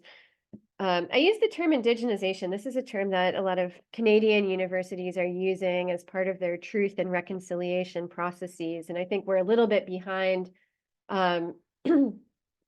behind our neighbor to the north in that respect, but there's growing recognition that that there is tremendous knowledge within Native American communities that historically stewarded the Delta, and there's a need to really leverage that knowledge, but incorporate tribal communities as partners in resource management and actually cede power back to many of those communities as well. There's also a need to work towards improved modeling of human decision-making processes. I think this is a grand challenge, not just in our system, but globally. Next slide. I'll go ahead and toggle it again. There are a lot of pending needs for review of estuary-wide monitoring and modeling programs. This is something that is a really hot topic of discussion right now in collaborative groups like CSAMP and CAMPT, and is certainly a topic that came up in the monitoring enterprise review. Improve robustness of climate change modeling and forecasting. One of the challenges that agencies are facing is how to incorporate effects of acidification and enhanced temperatures on agricultural demand and soil moisture, as well as a need to move beyond just looking to the historical record in planning the future. So right now, the historical record is adjusted by a perturbation factor that basically shifts that time series to match what is coming out of downscaled climate model projections. But there's a need to consider alternative sequencing as well. And this is something that the Department of Water Resources is currently advancing and is working with academic partners on as well. but that needs to be seen through. There's a need for investment in a diverse range of water quality studies, including more comprehensive modeling. I'm particularly worried about some of these contaminants of emerging concern. When I talk to partners at the USGS, it seems that they're always playing catch up because the industries that are producing these chemicals are evolving so rapidly, and the science just isn't able to catch up. And so I think this is a frontier that, you know, needs a lot more investment than has already been realized. And I know that is on the radar of the ISB, and I'm hoping that you will decide to take on a future review along this line. I already talked a little bit about the need to anticipate how the changing physical template of the Delta and changing sediment inputs may constrain our future adaptation strategies. This next bullet point is very much on your radar too, as we heard in previous discussion today, but there's a need to engage with the science plan for the voluntary agreements and ensure the robustness of its adaptive management strategy. And then, of course, the need to continue to seek additional funds for science. Because while there has been while the science program has consistently been able to be one of the primary funders of targeted research, the amount of actual new science that funding can support has been decreasing over the years because of inflation and because of increasing salaries. And so we need to see a concomitant increase in investments in this type of research. And so with that, I think I will conclude my presentation, and I'm happy to take questions, comments, feedback. Well, thank you, Laurel. You've given us a lot to think about. I see a lot of overlaps with our same concerns, so lots to talk about here. Steve? Yeah, thanks, Laurel, for those comments and reflections and your stuff on the collaboratory. First of all, I just want to thank you for your service on as science lead. I believe I was on the search committee and heard that talk and listened to it carefully, and I certainly think you're far more than handling or I guess steering a runaway train or whatever you called it. But I think that you've taken the board a lot of ways in a good directions, and I thank you for serving as the lead scientist. It's been a joy to work with you. Now, having said that, and now that you've taken your hat off as lead scientist, I wonder if you could have a couple of comments and questions on the collaboratory idea and see what you think. You know, that as you know, the collaboratory idea has been proposed in a variety of ways for a long time in a lot of places, and in the Delta at least 10 years, all the while I've been on the board. And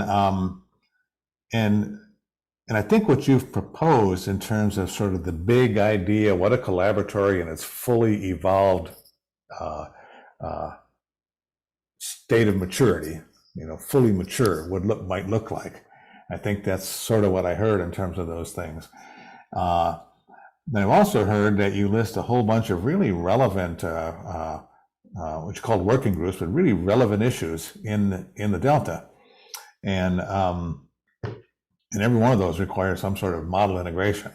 In fact, one could argue everything involves some level of modeling, you know, if you define modeling very broadly, even thought models or some conceptual models. So, you know, on the one hand, you propose some very concrete, I want to say solvable, but attackable problems that are really highly relevant. And then it seems there's, on the other end of the scale, is this highly evolved collaboratory that's supposed to sort of run all this stuff. And I'm wondering which one comes first. And it seems to me that, and I know the answer is try and do them all at once, and whichever one is successful, great. But I think that I would argue maybe trying to tackle 2 or 3 of those working groups in a which I think are all sort of doable if done with a large effort. And I would think the science program is an ideal situation to make that happen. You know, I know in other words they call you know, you have, I don't know how many millions of dollars a year or so that you give out in grants, but I think that having something called a focused investment strategy, where you're going to focus on sort of these working group ideas and fund people at a high level for a few years to really tackle some of those, have forecasting or the fish and flows idea, which is, I think you called it life cycle and highly spatially resolved habitat modeling, but and demonstrate that these sorts of collaborations, include the federal partners and state partners, can really be effective at solving some of these problems, will also be a good test ground for what works and what doesn't work in these sort of collaborations, and have that evolve into something you might call a collaboratory. Anyway, just some comments, and what are your, do you think this? Can I respond to that really quickly? Yeah, sure. I think we're doing that already. And we're doing that in several ways. With our last proposal solicitation that the science program ran, one of the categories for funding was large collaborative projects that have a social science component. And one of the projects that we funded was an effort that kind of came out of CSAMP camped, but what is being independently led, called Reorienting to Recovery. And it is focused on a scenario-based approach to looking at different trajectories towards Chinook salmon recovery. So that, and they're adopting a process of co-production and structured decision-making to identify what those scenarios are. So that was directly funded by the science program. And then we acted in our coordinating role to convene these academically led research teams focused on alternative scenarios for salinity management and for allocating water statewide. And those teams are all producing modeling tools and doing some of the work of really daylighting and democratizing some of the planning models that the state is using and adding new capabilities to those models. So for example, the Collaboratory for Equity in Water Allocations research team, also known as CoEqual, is designing a new web interface that is going to be integrated into the CalAdapt, the existing CalAdapt web interface, for accessing calcium-3 modeling results. And they're actively working right now on developing some open source tools for actually running CalLite, which is the more simplified version of calcium-3. So they're, if you're familiar with these terms, they're designing Jupyter notebooks for that. So we are Laurel, I think we are a little behind schedule. So I'm sorry. I do appreciate these details. Maybe we can get, connections to these things going forward. So, Yeah. But yeah, we appreciate that there's already a lot going on, and it's important, that message for us of our general recommendations often have some elements of ongoing stuff. And so we need to find what needs to be done in addition. Yeah. But I would like to make a couple comments, but first let's check whether there are any public comments. Yes, we have a public comment from Deirdre Desjardins. Deirdre, you have the ability to unmute your microphone. Thank you. Yeah, Deirdre Desjardins. I did want to say that the groups I work with support modeling, and I personally have made a campaign for better modeling and open calibration and validation of software such as the calcium model.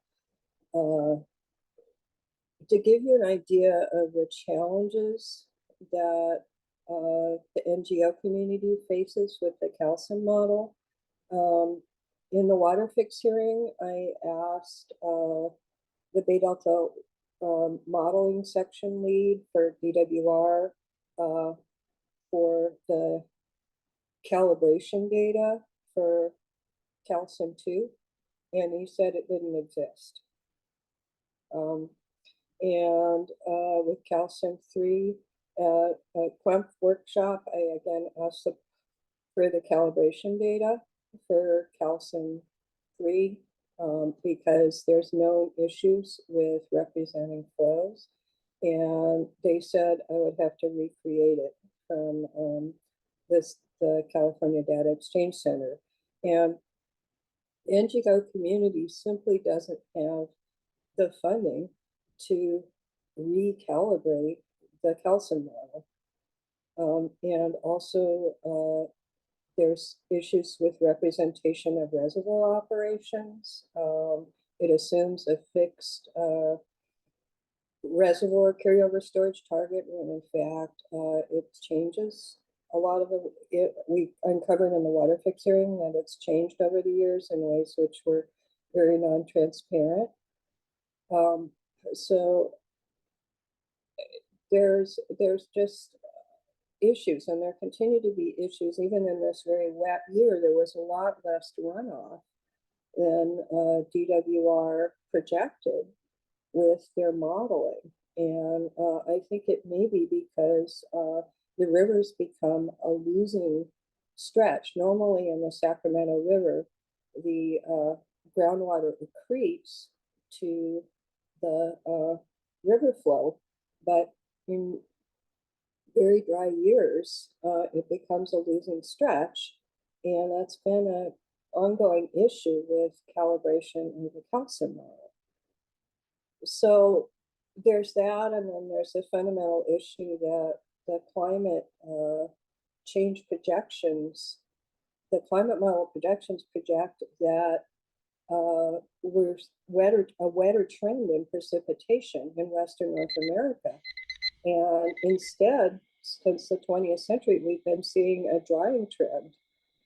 And so I think all of these issues need to be addressed before the modeling collaboratory is really ready to go forward. And Dr. Larson said she didn't have time to meet with any of the NGO groups that I work with, or like any of the modeling community that testified in the water fix hearing, including myself and experts for Delta water agencies. And I don't think this is going to be a problem because there's a $58 billion deficit this year. So I don't think there's going to be funding for new initiatives. So I hope to work with the Delta Science Program some to address some of these issues, because without it, whatever modeling is produced is going to have major flaws. Particularly the issue of the models not projecting not capturing observed trends in sea surface temperatures in the Pacific, which are associated with the mega drought in the 21st century, is a major area of research, and the failure to include that in any way is just a really severe flaw in the entire modeling enterprise for the Delta. So thank you. Well, thank you, Deidre. I hear you saying that there's plenty of room for improvement, and I'm sure a lot of those issues you raised are on the radar of folks to improve. So we'll keep watch on that and see what happens. But before we let Laurel go, as I said, we are a little behind schedule, but I just have to take a minute to really thank Laurel for her many contributions. Yeah, again, despite, as Steve said, despite your humbleness, we know you have been a great leader. We know you're a great communicator, and you've been a great partner to the ISB. You not only listened to our ideas, but you found ways to implement some of them and often improve and implement. And I think we also, we appreciated that you saw many of the same science gaps that we did. So we shared a lot of goals on what was needed. And, so we are sad that you're going, but we know careers evolve, and we wish you all the best. And if there are any other quick comments, we can take them, but we do need to get to our break and our next speaker very soon. All right, I guess I get the last word there, Laurel, but maybe folks can email you if they have other thoughts, and we really do appreciate your time with us. Thank you, and thanks for this great opportunity. It's been a life-changing and learning-filled 3 years. Thanks. Okay, well, with that, it's 10 of the hour. If we could keep the break to 15 minutes, I think that would help us keep our next external speakers a little closer to their original scheduled time. So if we could come back at 5 after the hour, and we'll hear about sturgeon. So who doesn't want to come back to hear about that? All right, see you all soon.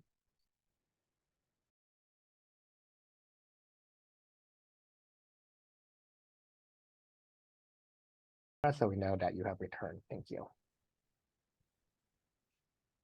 Yeah, why don't we go ahead and get started, Edmund, unless you see a problem I don't. Yep, we can begin. Okay, great. Well, thanks everyone for keeping the short and bright. And next up, we have Sam Pyros, California Sea Grant Fellow, and Dr. Steve Culbertson, Interagency Ecological Program Lead Scientist. And they are going to present a comprehensive review of California's Sacramento San Joaquin green and white sturgeon population characteristics, which addresses some of our recommendations from the IEP and Monitoring Enterprise Review. So I'll let Dr. Culbertson introduce the folks a little more thoroughly. Hi, Steve. Great. Yeah, thanks very much. Appreciate it. I'm just here for a few brief remarks and some acknowledgements to start out with. Edmund, if we could go ahead and have the first slide.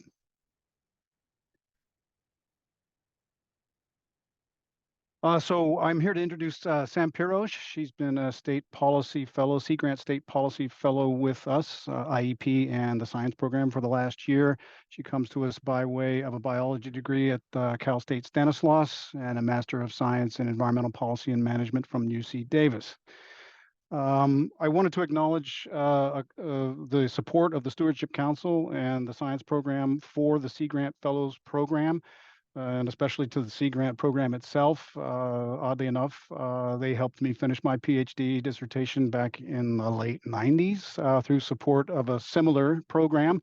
And we find these programs very helpful because they end up training a lot of the people that we end up hiring. So I think you'll see the skill sets that Sam displays are very relevant to agency participation and continued relevant policy science for the Delta and elsewhere, should they choose to leave the state.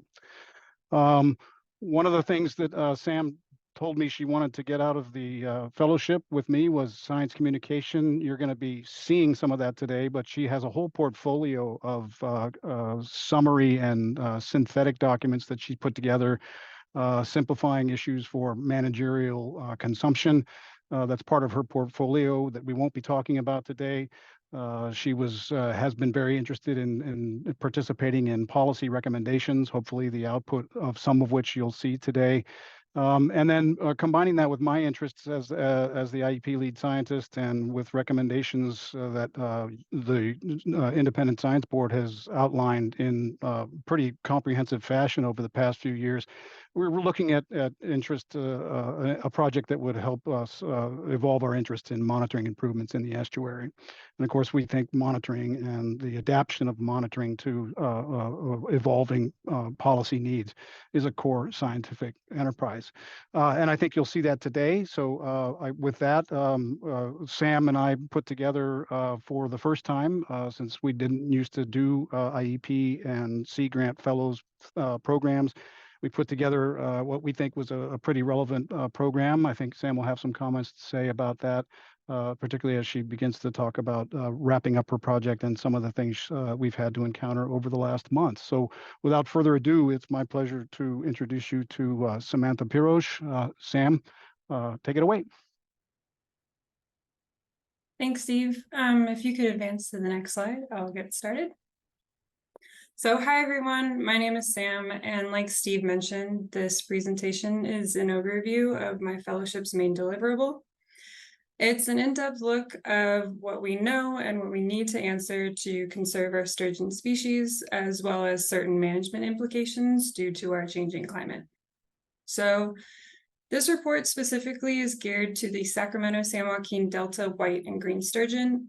It pulls information from other systems as a reference point, and there are questions that other systems have answered that we have not here. But for the most part, sturgeon remain a very mysterious and opportunistic species, which, as you know, makes it difficult to gather information and provide certain management decisions. Next slide, please. So today I'll give you a summary of what the report addresses, a rough outline on the topics, an overview of how information was collected, a short review over the management section and data gaps, and then I'll let you all know of where we are and what the plan is going forward. And then if there's any time left available, I can answer a few questions. Next slide, please. So in summary, this report addresses Sacramento, San Joaquin, Delta, green and white sturgeon population characteristics specifically. More generally, it outlines continuing data needs to improve management efforts and outcomes. A goal of ours with this report is to look at the data that was being gathered and how we can better manage from those findings. Plus, it was to aid researchers in forming research needs that will fill our knowledge gaps. So this is the general outline of the report. Each part is broken into sections, which are the bullet points, and each section is further broken down. So for example, the historical content section has the collapse of the fishery, the rise of the caviar aquaculture, and then along with regulations and the fishery timeline. And then within each section of part 1, there is a knowledge gap portion at the end that notes the questions that were posed in interviews throughout reports or were just consistently stated in articles that I reviewed.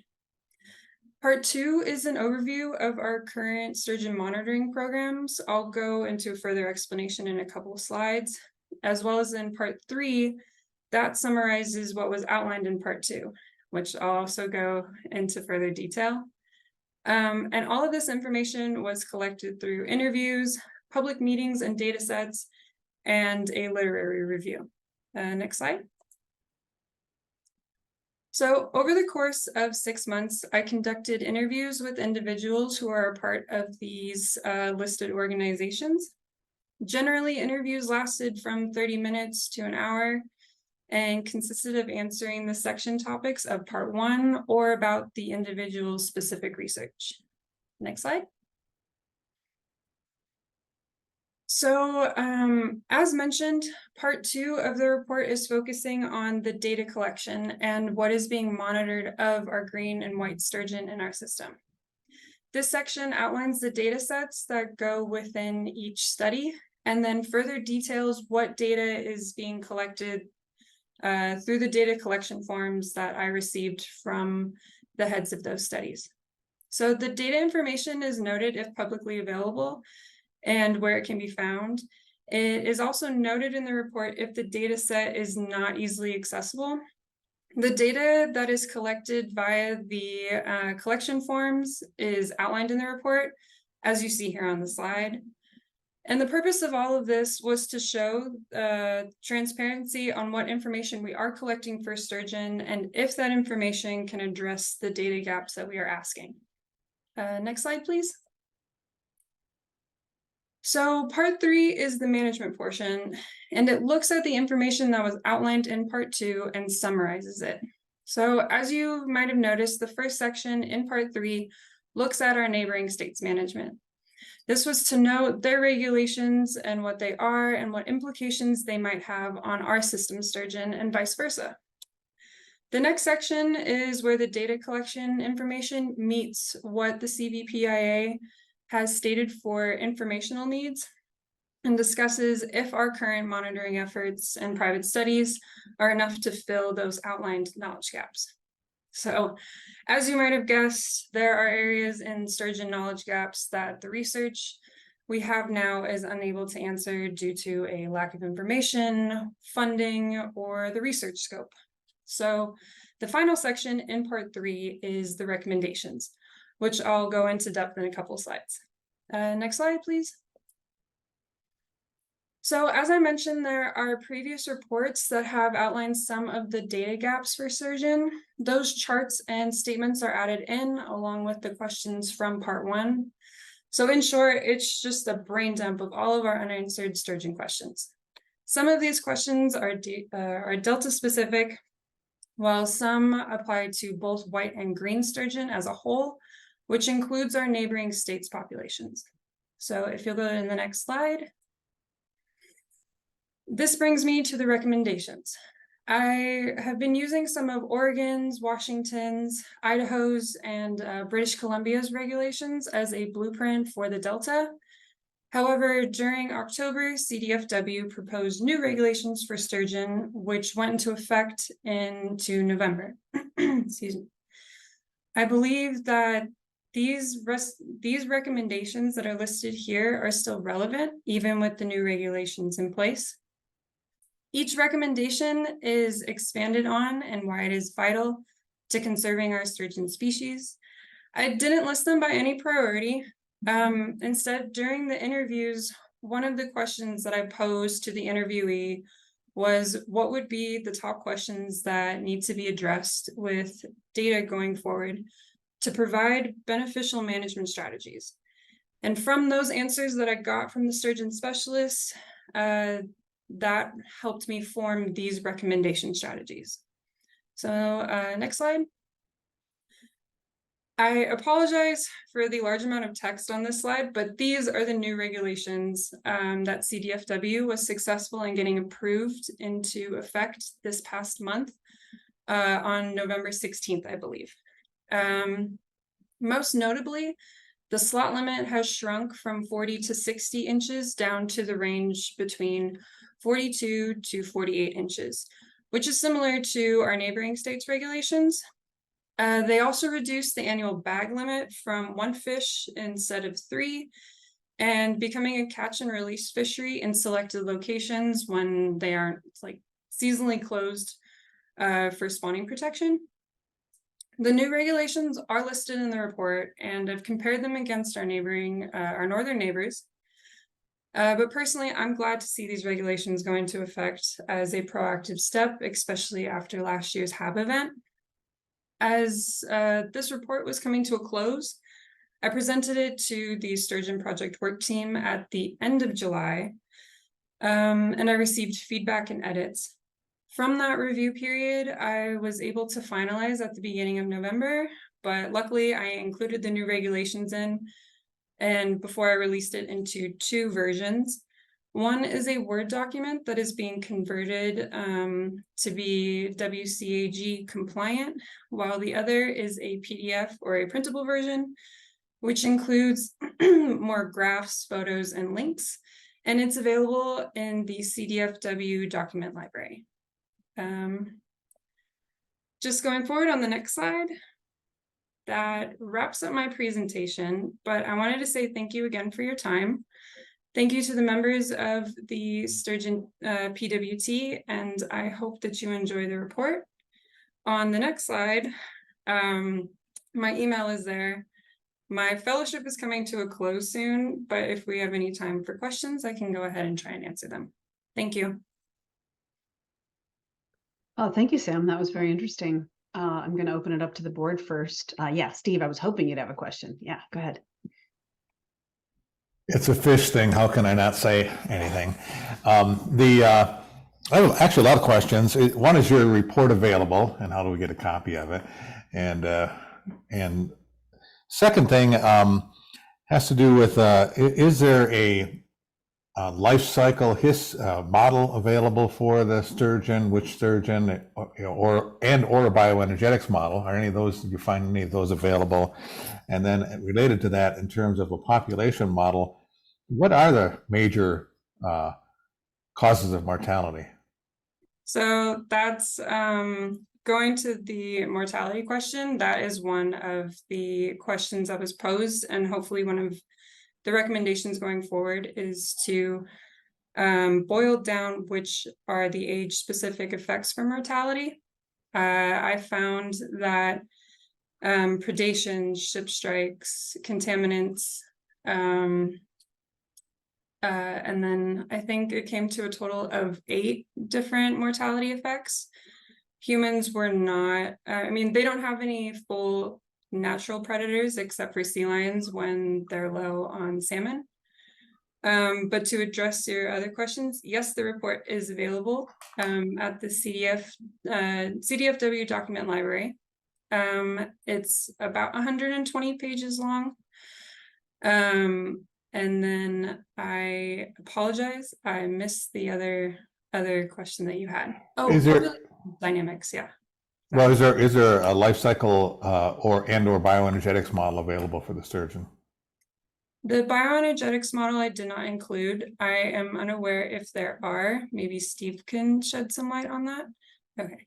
And then the life cycle model, there wasn't a model that I included, but I did boil down all of the information that we have, and that is within part 1 of the report.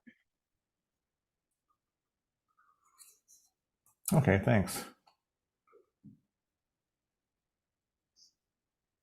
Do we have any other questions? Okay, let's check and see if we have any public questions. There is one public comment from Deirdre Desjardins, but beforehand, I just want to mention that the report that Sam and Steve worked on is part of today's meeting package, and you can also find a link on the event accordion for this meeting. Deirdre, you have the ability to unmute your microphone. Thank you. Yeah, Sam, Deirdre Desjardins, California Water Research and Climate Action California.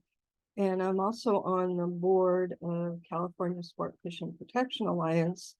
And they just joined with Baykeeper in filing a petition to list white sturgeon under the Endangered Species Act.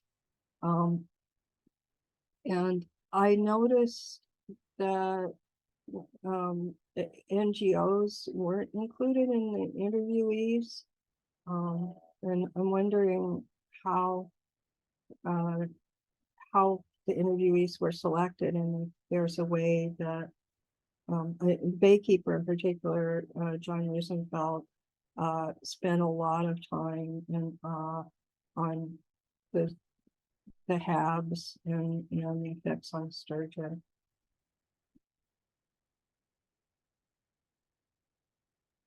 Okay, thank you, Deirdre. I did want to ask Sam, like, how people were selected for interview, and if there was any thought about including folks from NGOs. Yeah, let's let her answer that question.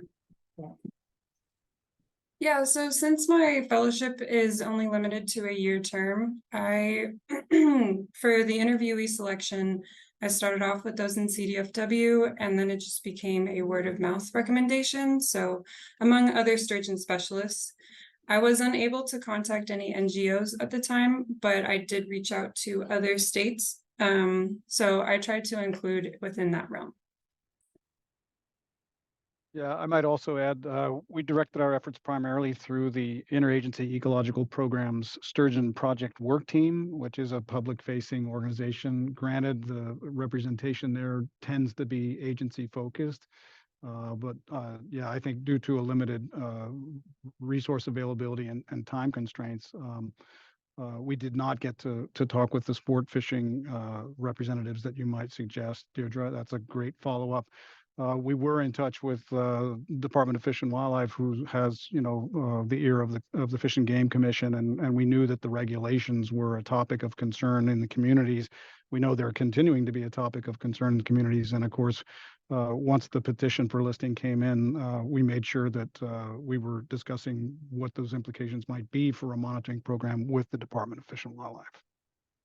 I just want to say that I think it would be very helpful if the public interest organizations that are advocating for preservation of a species were included in the talks. It's just been my experience that they have other information that's helpful. Good suggestion. We'll continue in that vein. Take that up with the project work team as well. Yeah, and I think it's kind of interesting because this is a bit of a generic problem in that you have limited time to do a study. It's easy to go to the people that are closest in your network and harder to reach out to other folks. And I think we have the same challenge with incorporating Indigenous knowledge and local knowledge and stakeholder perspectives. And, maybe this is kind of just something to put in the hopper in terms of making it easier to have those conversations. So it's not such a heavy lift for every individual researcher to make all those connections. So yeah, it's a good point. And we should think about that some more. Okay, well, do we have any other comments or questions for Sam or Steve? No, okay, well, we do thank you taking the time to share that information with us. I wasn't even really that aware of the, what the sturgeon population looked like in the Delta. So I'm going to take a deeper look at that report and learn some things. So thank you so much for joining us.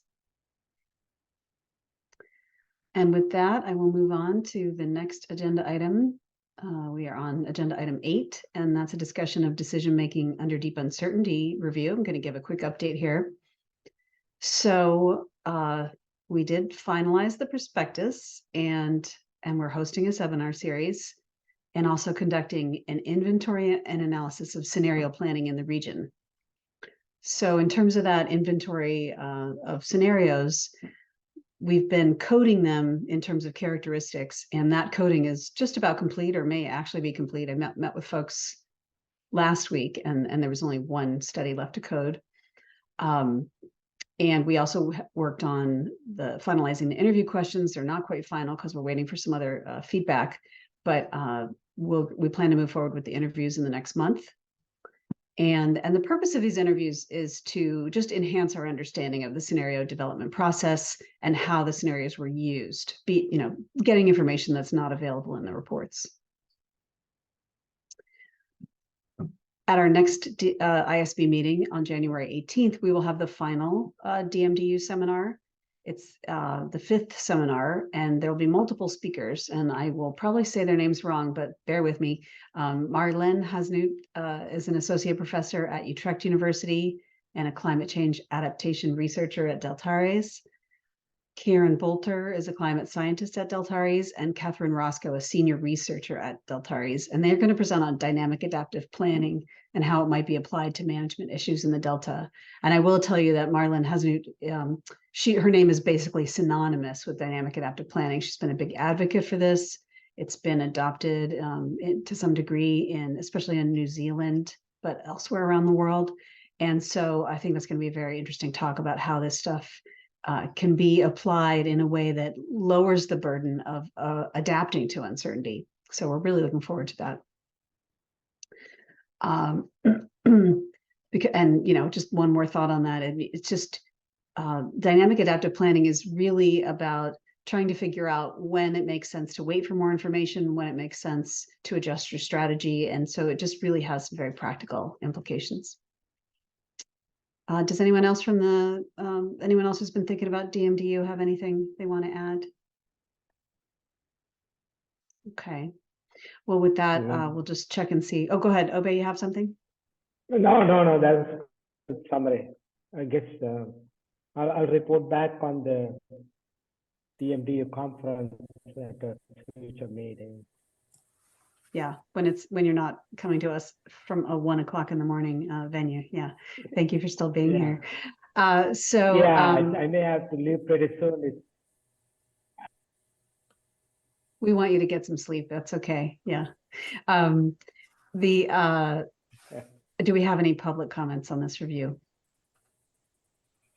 Yes, we have one from Deirdre Desjardins. Deirdre, you have the ability to unmute your microphone. Thank you. Yeah, I wanted to suggest maybe talking to practitioners in the Southwest, because locally in California, I haven't seen practitioners looking at the mega drought as possibly continuing. It was included in the California's 4th climate change scenario of a 20-year drought. But the researchers in the Southwest and the Upper Colorado River Basin are much more aware of the research on the cool pattern of sea surface temperatures in the Pacific, and how climate models don't capture it. And there's very specific suggestions by, for example, Richard Seeger on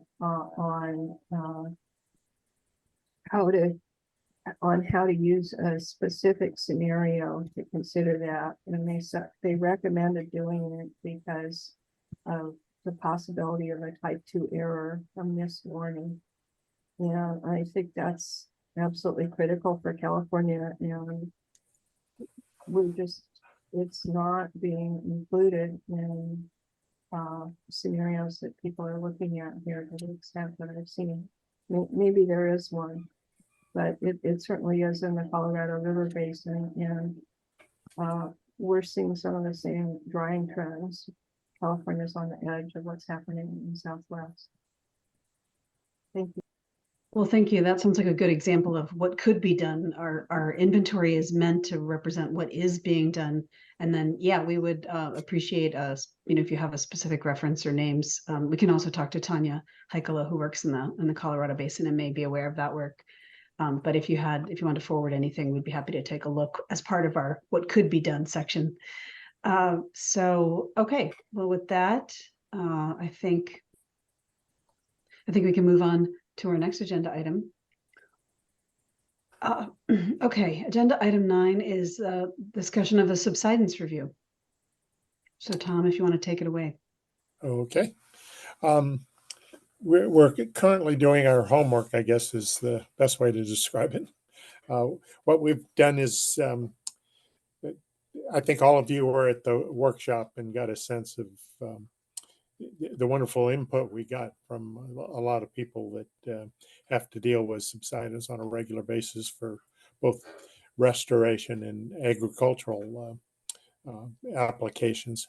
And what we're doing right now is Christine is writing a summary of the presentations at the workshop, and we'll include illustrations as appropriate from the speakers, permission granted, of course. And what the others, Diane, Tanya, and myself have divided up the first 3 panels, and our assignment is to come up with findings and tentative recommendations.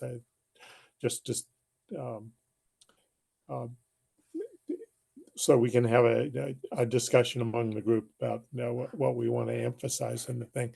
We've scheduled a meeting for December 14th to take a first cut at that. And as far as I know, we're on track to meet that. And so the idea would be the review would look pretty much like we'll be writing an introduction, then Christine's segment summarizing the workshop, and then a findings and recommendations that would be from the subsequent meetings we have. So hopefully the next meeting I'll be able to start presenting some of the findings and recommendations, and I'm sure that's going to take a while to sort through. I mean, some of the recommendations and findings are really kind of challenging.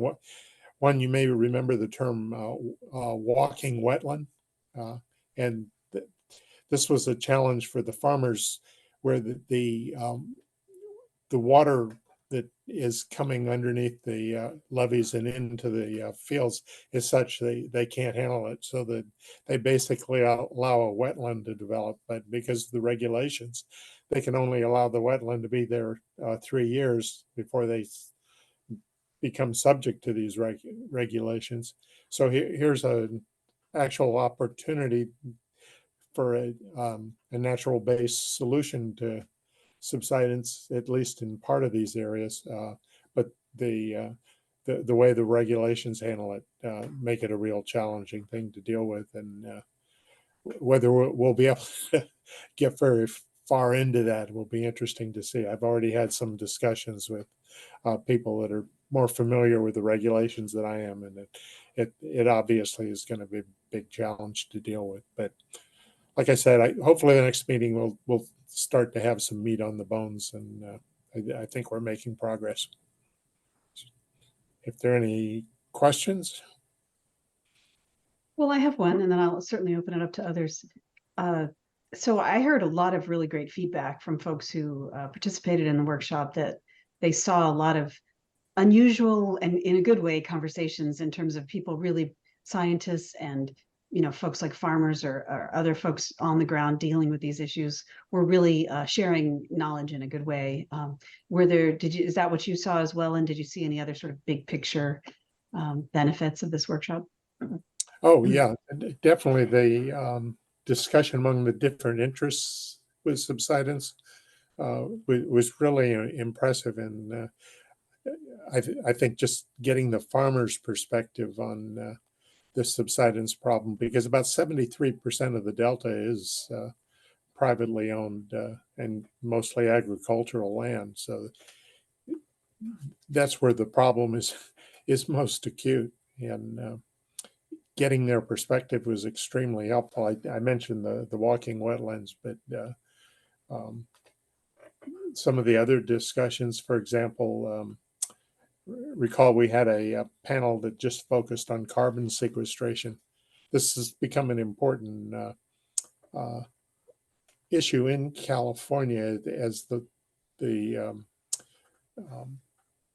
I mean, we have governors who are emphasizing this in terms of policy, and it's pretty clear the carbon sequestration challenge is a pretty severe one in terms of the timing of the different gases when you sort of come to equilibrium in terms of sequestration, and it's determined, of course, how you manage the land. So that, yeah, I think we got a lot of meat on the bone from the discussions we had. That's great to hear. Any other comments or questions for Tom? Okay, well, we look forward to hearing those, hearing more about this and getting to those recommendations. So thanks for that work, Tom. Okay, well, we're cruising through our next agenda item. So now agenda item 10, we're going to hear about the food webs review from Steve Brandt. Well, thanks. I'll just give a brief review. I first want to just talk about the process, where we are in the process, a lot about the workshop and where our anticipated process will go, but then also end up with providing some actual content of things that we think we are going to be putting forward, at least in the very first stage of findings and recommendations, so that we can ask the board to start thinking of these, and perhaps in that contest ask them for some input from their own attendance and so forth in the food web workshop. As you all know, we had a prospectus that was published in June. Seems like 3 years ago, but it was just this past June.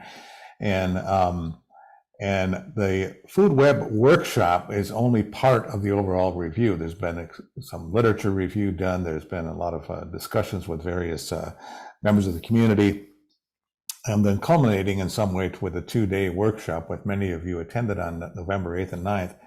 That workshop was, from my point of view and from some of the attendees, many of the attendees we've heard from, very successful. We had 164, I think, attendees, 63 in person at one stage or another, and 101 online in one stage or another. And the workshop itself was a, for those of you who weren't there, was a lot of different features. We had seminar speakers, plenary speakers, panelists, lightning talks, poster session, and a variety of breakout sessions. And that included just the speakers alone, something on the order of over 30 that were from different state and federal tribal agencies, academia, water districts, private entities, and others.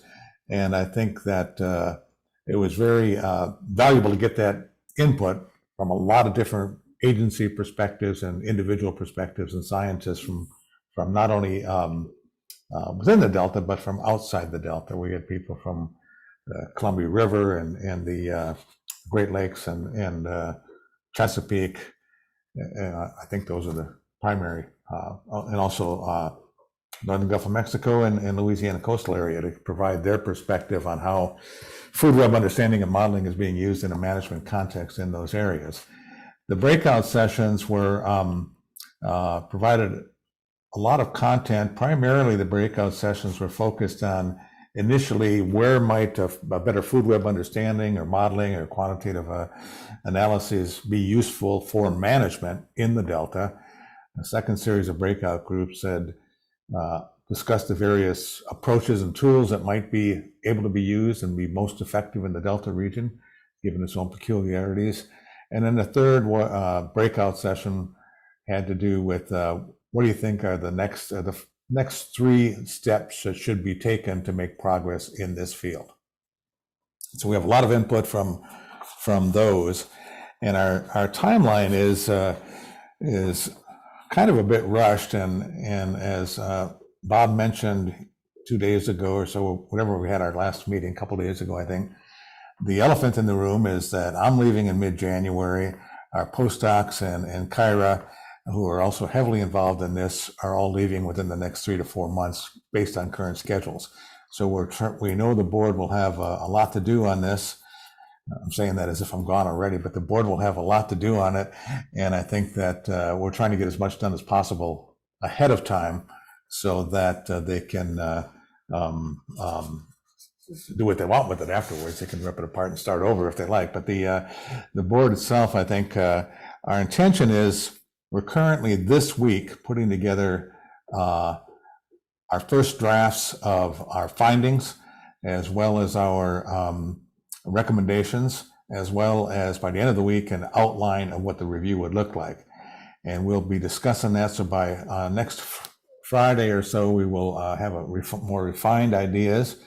And prior to your January meeting, the idea would be to present this currently at the January meeting. At least we'll have it ready to be presented at the January meeting, and then go from there. The other sort of deadline in a way is that Lillian has put together an abstract for IEP, and the idea would be to have our review reasonably drafted, but at least the findings and recommendations sifted through various board discussions, perhaps in January, February, and even March, so that by April they'll be in a pretty reasonable format to be presented to IEP. And that will get obviously some more direct feedback from that group, but that would be a real opportunity to reach a large audience, a large and diverse audience in terms of agency representation and so forth. So that's kind of where we stand on that. Now, one thing we did put together for the workshop was a white paper. It's a 40-page briefing paper, we called it. But in my view, that's a fairly well-written document that outlines a lot of the key features. And in fact, the outline of our review and perhaps a lot of the content will come directly from that 40-page with figures document. So if you haven't read that already, I think that's a really good read to really put you on stage of where we're going with this. It doesn't include findings and recommendations, although there's a lot of things in there that we probably be extracted as findings. But that document, I think, is fairly solid, and one could read that certainly before our next before your next meeting in January. Some of the initial findings are these have not been they've just been thrown out there by some of the board members, so that are leading this effort. They have not been digested or discussed and so forth, but it's the kind of thing that it would be good for you all to think about. And I would suggest if you attended the workshop or read some of the material or just have some wild ideas, send those to Edmund and or me, either in terms of findings or recommendations, and we can put those into the mix to kind of see how they might fit in to where we're going so far with this review, so that they'll be part of of the discussion you have the next time you have a discussion on this in January. So some of the ideas are fairly obvious that, and I'll just casually talk about them. One is these are the findings. One is that predicting the impacts of habitat restoration, fisheries, changes in environmental drivers such as climate, nutrient loading, invasive species, and bioaccumulation of contaminants on species all require an understanding of food web processes in order to understand the impacts. And the degree that the food webs need to be understood or quantified depends on management applications. That's fairly basic. I think it was probably in our original prospectus. A corollary to that, in a sense, is that a better understanding of trophic processes will not only improve management actions and assessments of management impacts on individual species, but is also essential if one is going to move into the multi-species or ecosystem management for the Delta. We recognize that there are gaps. There's a lot known, but there definitely are gaps within our knowledge, understanding within the Delta. And more general findings are that the techniques, perspectives, insights, or understanding have greatly advanced in recent years in terms of food webs in general, providing a strong scientific foundation for establishing a pragmatic food web strategy for managing the Delta aquatic resources. Advances in techniques, perspectives, and insights are actively being used in other large-scale ecosystems, and that there are lessons learned here that may be examined in more detail that might have a certain degree of application to the Delta. These advancements allow decision-making about natural resources to proceed effectively by reducing uncertainty and informing adaptive management processes with quantitative information. And then in terms of a meaningful application of a food web strategy for the Delta within a reasonable time frame is going to require some focused collaboration among agencies, universities, the public, and tribes. And I think that the Peter, who gave our final plenary, Peter Goodwin, frankly suggested that one of the ways to do this is have a focused collaboratory on food webs. Try and focus in, sort of like what Laurel was saying in some of those working groups. One of those could be food webs, and this is how one could move forward. So some of the recommendations might be along the lines is that we need a really good synthesis of food, upper level, trophic level food webs in the Delta, and that there's some knowledge. We're providing some literature review. I know Lillian, as part of our project, is doing an extensive literature review, but putting together a synthesis of what we know and what we don't know, I think would be a valuable recommendation or valuable next step. Having a database of diet data is a valuable thing that seems to have come up in a number of different places. And another one might be that even though we have basic management questions that, for example, they understanding food webs is important to understanding the impact of invasives, on a system where they have a very major impact. But a lot of the management questions aren't really crisp enough to be able to really say, well, how will that really apply? So going back to some of the management questions and really clarifying exactly what they need might help better define applications. Another one, again, might be looking at either bioenergetics and more life history strategies of the abundant species in the system. There's a lot of work on the rare, endangered, or threatened species, but the most abundant species, there's not a lot known. And if one is going to look at food web processes, understanding those abundant species that are driving those kind of processes needs to be important. And then, of course, some strategic implementation plan for developing and applying a conceptual model to start. It might be one of those steps forward. Those are just some ideas. We have just started to look in detail at some of the recommendations made in the breakout groups. And so some of that a lot of that's going to be refined, but it gives you some idea of just where some of the thinking is at this stage, so you can trigger any thoughts that you may have. So that's, I think, what I had. We also will recommend that a presentation, not only at IEP, but at DPIC is probably going to be a likely recommendation that would come out of this. So I think that's what I had. Tom? Yeah, I have a question about AI, artificial intelligence. I don't recall that being discussed at all at the workshop or it being in that paper you prepared for the workshop. I've been doing a lot of reading about AI, trying to understand the hoopla about it. And the more I read, the more fascinating it gets. Like in something I was reading recently, they were talking about weather forecasting, and you've probably seen those graphs that show that after about 3 days, the physical models don't predict the weather very well, and after 6 days, they're done. It turns out people using AI, which is not physically based but pattern recognition, they train it with 40 years of weather data, is proving pretty successful out to 10 days. That's sort of a long-winded way of saying I think this AI thing is pretty serious, and it's important. I think for something like food webs to be at least looking at the applicability of that approach.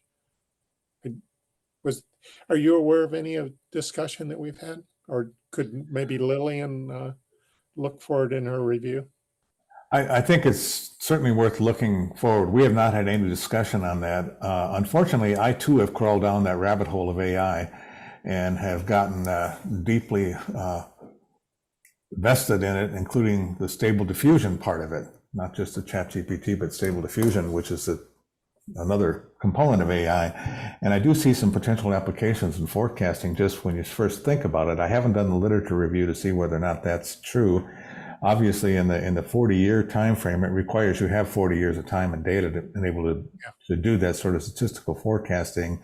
And as all of those, it doesn't allow you to look at new conditions like climate change or new combinations of drivers or things like that to predict outside the realm of what's happened in the past. That's true of any kind of statistical kind of correlation. Maybe AI it's possible, but we have not looked at that specifically in this case.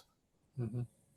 It was interesting. It was part of Laurel's looking to the future. I think it was the second item on our list to better incorporate AI in the co-laboratory.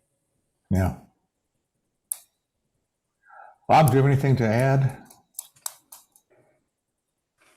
Oh, nothing to add. You said it well.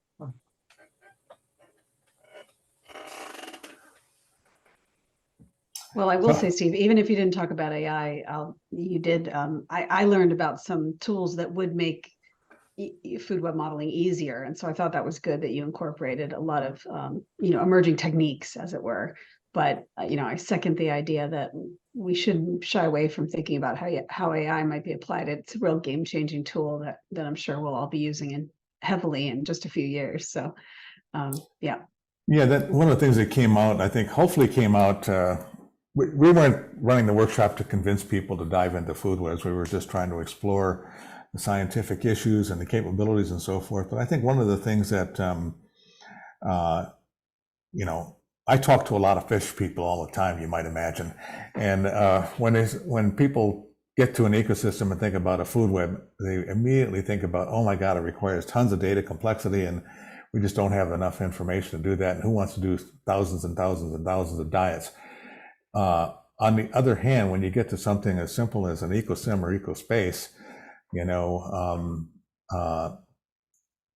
they can be put together pretty quickly and with available information, and can be pretty informative just in terms of trying to find out what some of the major flows would be. You don't have to have diet data. You can actually simulate diet data and put curves of diet data, simulated diet data, to see what might happen, see if this process is important, what the data gaps are, how sensitive you need to be. You can have a tremendous amount of information even if you don't have all the data you need to start with. And I think that opening eyes to that, or showing some examples of that, how valuable things can be without necessarily having the diet of every fish that ever lived every day to run it.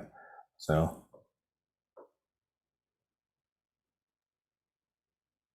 Okay, that's great. Any other comments from the board? Well, if not, we'll check in and see if there are any public comments. We have one from Deirdre Desjardins. Deirdre, you have Great. the ability to mute your microphone. Thanks. I did want to observe that research is starting to show in the middle of climate change. There was a Pacific climate shift in 1977 associated with the Pacific Decadal Oscillation. And that's when warming in California really took off, I'm finding. And then there was another climate shift around 2000 and another one around 2012. In each one, there was a step decrease in precipitation, as well as a step increase in warming. And I'm starting to think that looking at epochs, I've been advocating for the IEP to start looking at epochs for climate change. It was initially wetter after the 76 climate shift, but then around 2000 it turned noticeably drier. That shift was in 97, but it got warming accelerated and it got noticeably drier. So I think I had to do this because I was looking at doing a really extensive literature research, and they find one trend for the Pacific, and then another research paper would have the opposite trend. And I started realizing everything had changed during these two major change points, at least in the Pacific, and it's changed a lot of the climate along the West Coast as well, and in the Southwest. So I'll get you some more information about that, but particularly warming really took off, and I'm thinking that this probably affected a lot of the ecosystem components in the Delta and elsewhere. Thank you. Oh, thank you, Deirdre. Any further comments? Okay, well, good. Okay, well, that just takes us now to our last agenda item. More or less. Okay, not exactly the last, but close to the last. Preparing for upcoming Delta ISB meetings, agenda item 11. So this, as said earlier, this is the last meeting of Dr. Steve Brandt, whose term will end on January 14th. And our next meeting will be January 17th to 18th, or maybe one of those days. And at the new meeting, we will have Dr. Kenny Rose, who many of you met at the Food Webs workshop, will be starting on January 15th. So given that this is Steve's last meeting, we wanted to give him a chance to share some reflections. Well, thanks, Lisa. As it's been a tradition that retiring board members give a insightful and reflections as they leave. I'm not going to do that today, mainly because I don't feel like I have a lot of wisdom right now, but I will put something in writing, as the other board members have done, and get that to the board. And reflections are normally more sort of in-depth thinking, not only and designed largely for the other board members to think about things as they move forward. And so I will put that in writing at some stage and get that to the board members or have them to distribute. What I really want to do today is thank a lot of people in a public meeting. And I think that maybe a little bit uniquely, I've had the opportunity to be chair twice and serve on the leadership team for the last for 7 years out of my 10 years here. And I think that has allowed me the opportunity to work more directly with a lot of folks, certainly the public and the various agency folks and the Delta lead, the lead scientists and the council chair and so forth, a lot of more direct interactions. And what it really made me do is appreciate what really contributes and frankly is essential to the success of the board. And so I want to thank those folks. And I should just say everyone to be short, but I will be a little more explicit. I think hopefully you all appreciate the amount of help that you get from the support staff. And it really, they do so much to make our board actually work. And Edmund is clearly, in my view, the leader in that regard. He started as my first time as elected chair. Edmund started that same day. And otherwise I would have been lost.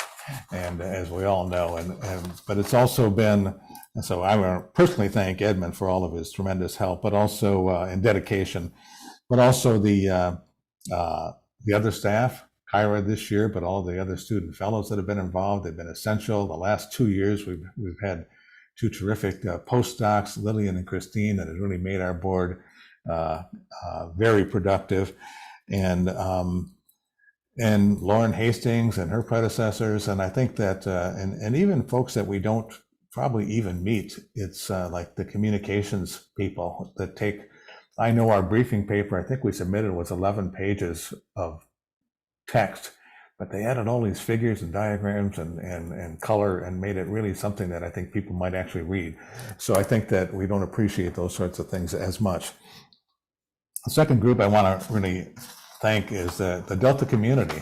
You know, we've had I think a lot of folks that always contribute to our meetings as well as our reviews, state and federal agencies, private folks, public comment periods, and as we've heard from Deidre today and elsewhere, those kinds of contributions, they give presentations at our workshops, involved, and provide a lot of serious input. You know, the kind of science we review is different than reviewing an NSF proposal or something like that. We review science, in my view, that people care about. And it's the people that care about this science is the stuff that also helps us produce the reviews that we do, and provide input to make our reviews and the science that's being done in the Delta relevant. So I really want to thank that broad community. The program science leads, as we just heard from Laurel, I was started when Peter Goodwin was the science lead and went through Cliff Dahm and John Calloway and Laurel, and the science leads also provide really a delicate balance for us. They provide that, they and their staff provide a lot of scientific knowledge and wisdom and information for us. And we have a relationship that we have to maintain without being, it has to be a mutually beneficial relationship so that we can maintain our independence and so forth. But I think that the science leads have also been, they work very closely with the chairs, and I think that that's an important position to maintain for our boards, the good of our board as well. The council chair in particular, but the council in general, seems like I'm talking like I'm an old man, but I was here when Phil Eisenberg was the council chair, and Phil in particular, but also Randy Fiorini after him, and now Virginia. You know, the fact that the council recognizes the value of science in their decision making is extremely important, and the fact that they recognize us in many respects as providing that independent review, and they listen to us and often try to make sure they take that scientific input into perspective as they make their decisions. I think that having that understanding and recognition and respect to the board, I think, is extremely valuable, and I think it really makes what we do, certainly as an individual doing this, much more rewarding to do something that is being respected and accepted by the people we're supposed to be presenting that information from. So I thank the council chairs in particular, but the council in general. By the way, in the Delta community, I forgot to mention all those people when we were under the gun, mostly when all of you started, and under some threatening conditions, that all of those folks, a lot of folks from the water districts and the county and that wrote letters on our behalf, and that really helped save us, frankly, as did the state legislature, to write specific new legislation to help us maintain our existence. I think those are all folks that have contributed, again, to whatever good the board has done. And I want to make sure in my list that I don't, oh yes, finally, my fellow board members, it's been, the board is truly, I think all of you will, if you don't realize it now, you will realize it at some stage. It's truly a unique board on all the boards I've served. You read the other reflections, they all kind of point that out, is that it's very interesting to work and educational to work in an environment where we're like one discipline deep. And I think and every review we do has to be involve every board member, and having the discussions from very different perspectives and different disciplinary expertise is really valuable. I think it makes our reviews much more valuable in general. And I think that it also, from a personal point of view, it's very, it's a learning environment as well. So, and I think a lot of the board members come here with, they leave their egos, as one board member said, at the door, and listen to folks and listen to their comments. And I think that makes this board, because I think we sort of all have a common mission. And I think that really makes this board really effective and also a fun place to work. I also want to thank, in particular, the current group of board members, particularly the new folks that have come in, and they came in under a challenging time. And, with our resources being trimmed, so to speak. And I think that sticking with it and working hard to get those reviews that most of them were involved with in the very beginning, get those done and out the door. And I think that also really, gave the public and the community an idea that we are in a group that can really do the job and work under duress, including pandemic and so forth. And that was particularly a challenging time for particularly the new board members that came up, for everybody, but also for the new ones being thrown right into it. So just a personal note is that, I have absolutely thoroughly enjoyed working on the board. I came in here from Oregon, and I had never worked in the Delta. I worked in many other places, but never in the Delta, and came in, and like some of you at least, have come in with sort of the fire hose kind of analogy. But I actually feel right now, after 10 years, I'm actually part of the Delta, which is kind of weird, because I've not only visited Sacramento at least 40 times over the 10 years, I would guess we're meeting 6 times a year there at one stage, that even having dreams about the Delta, that's almost scary. And a few months ago, so anyway, I really enjoyed my time. I've learned a lot. I think that it's a tremendous board to work for. And I think that my greatest joy was working in this sort of a group of colleagues in a collegial atmosphere, different disciplines, and working on common themes. I think you just, hard to find those opportunities. And I think this board was a classic example of that. Like I say, I feel I am become part of the board.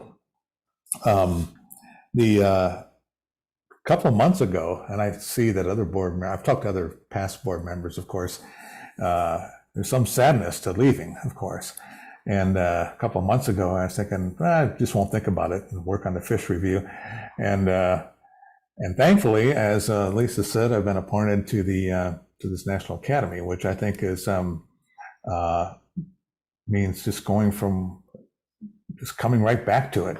And it's good because it's Jay and Joe are on that board. Jay and Joe and I were the lead authors of the Fish and Flows review, which is the first review I started on. And that board is going to be chaired by Peter Goodwin, who was clearly he was the science lead when I started this board. So it's like old home week, coming back with the same bunch of folks. There's already, I anticipate, planned visits to the Sacramento area with field trips, some of the same field trips I think we've been on. And so it's just that it will continue. And like I said, I told someone I'll probably be back to Sacramento more many times in the next couple of years. So I'm not really going away. I'm just shifting hats, so to speak. So that makes me feel really, really good to be able to continue that. Because like I said, I feel I'm part of the board, or part of the Delta anyway. So with that, well, thank all of you again for all your help. And I'll write something with wisdom in it at some time before I die. So.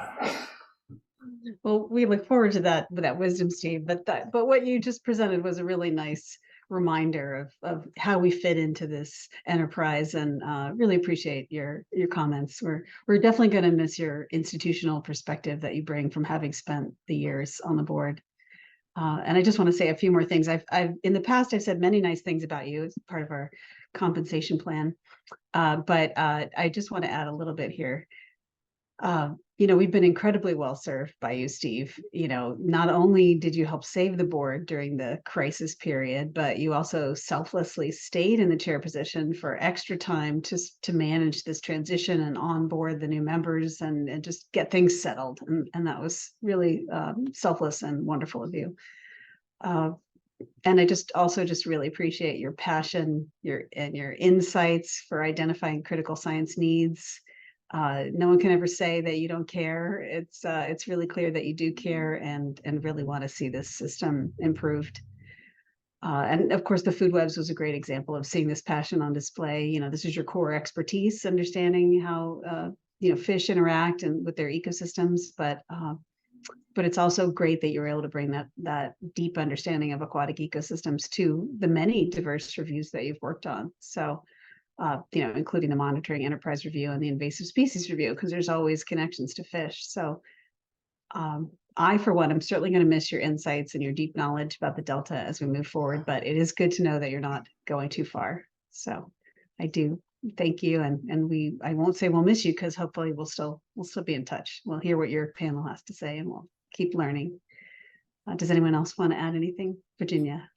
Well, I just wanted to thank you too, Steve. You have made this fun, which is a big criteria for me, as well as interesting. And you've been very good about engaging so many of us and explaining the complexities in a way that, me from Tennessee jumping into the system didn't understand as well. But you have really been very forthcoming, and you made the meetings run well. You've just been a great chair and participant, and thank you. And I'm so glad you're going on to this National Academy Committee, because they certainly will be able to take advantage of your expertise. Bob, go ahead. Well, Steve, I'd like to second that everything that Lisa and Virginia have had to say. It's they were right on the mark on that one, and I agree with them completely. And I'd just like to say that I really have enjoyed working with you, and I know that because of the food webs that we're going to see a lot of each other probably over the next several months. And I really look forward to continuing that collaboration. So thank you. Really appreciate everything you've done for us. Yeah, I just wanted to, I guess, third the comments, Steve, and express my appreciation for the leadership you've given to the board. When I first came on, I guess 6 or 7 years ago, you were the chair, and it seemed like you were always the chair. So we really looked to you for leadership. And when the crisis hit, when the board was threatened, that was a pretty impressive bit of maneuvering you did to see us through that. So thank you, and I'm glad you're not going very far away. And I guess maybe I'll go last. So since I'm still relatively new, we haven't had a chance to work together as much as with the others, but I do really want to thank you for welcoming the new unit members so warmly and making us feel valued and well guided, and I certainly appreciate your advice early on when I first joined. And I'm glad that you'll still be around and that we'll still get to work with you. Well, thanks everyone. Of course, I have a meeting with Bob next week, and so I'm still sort of heavily engaged. And but this is my last official full board meeting. Although I don't exclude myself for coming back and giving public comment every now and then. So he says jokingly. Well, I don't know, presentation, we might be expecting some presentations from you. We'll work this out later, so. Very good. All right, well, thank you, Steve. Yeah, don't be a stranger. And we'll just finish up with the last two agenda items now. I'll turn it over to Edmund for a review of items for follow-up. Before we do that, we actually have a public comment on this item. Okay, go ahead. With Deirdre Desjardins. Deirdre, you have the ability to unmute your microphone. I just wanted to add tribute, I think, to Steve's leadership. The Delta resident survey asked a question about which groups people trusted most to act in the best interests of the Delta. And the top group was scientific experts. And I think the Delta Independent Science Board has been the most prominent scientific experts. So I think it's a real tribute to Steve's integrity in what's frankly a very difficult position in the middle of the water lords. So thank you very much. Thanks, Deirdre. And thanks everyone for your kind words too. So Edmund, go ahead. All right, so for the follow-up items, first up, we have the Delta Conveyance Project Final Environmental Impact Report. As Lisa mentioned earlier this meeting, the final EIR may be released before the end of the year. If you're interested in helping to co-lead this potential review when the EIR is released, please contact staff. The second follow-up item from today is related to some of the ongoing, or actually related to the Bay Delta Plan update. There was agreement to move forward with a comment letter, re-highlighting some of the things mentioned in the past from the ISB for the staff report that is out. Please provide any comments that you may have by December 20th, and then a new draft should be released sometime around January 8th for discussion at your January 17th meeting. In terms of the current and ongoing reviews for the DMDU update today, the review leads are making good progress on the coding and inventory of scenario planning. They should have about one more to do, and then they'll be moving forward with interviews later this year or maybe into early next year.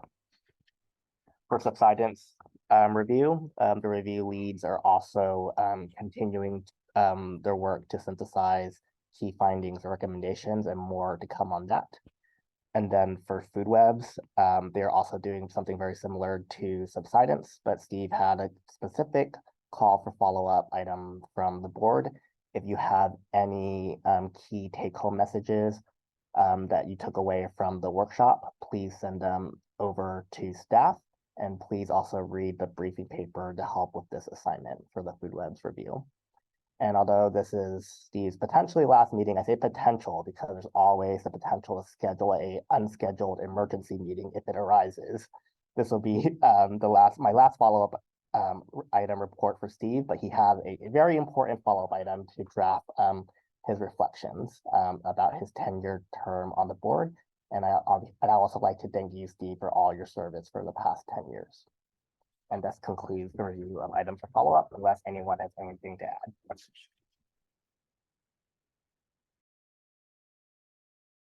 All right, I currently don't see any public comments on this item. Okay, well then we move to our last agenda item, 13. Are there public comments for matters that are not on the agenda? Yes, we have one from Deirdre Desjardins. Deirdre, you have the ability to unmute your microphone. Yeah, I did send you a memo, something I believe about this year has seen a step increase in global temperatures. The climate science community is it's being subject of intense discussion and debate about whether it's a long-term step increase or whether we'll return to the previous trend. November it broke previous records by 0.3 degrees centigrade. September was 0.5 of a degree centigrade. Zeke Housefather called it gobsmackingly bananas. So people aren't sure if this is just El Nino or if there's other things happening. There is an increase in top of atmosphere forcing, radiative forcing, that's shown in the series data.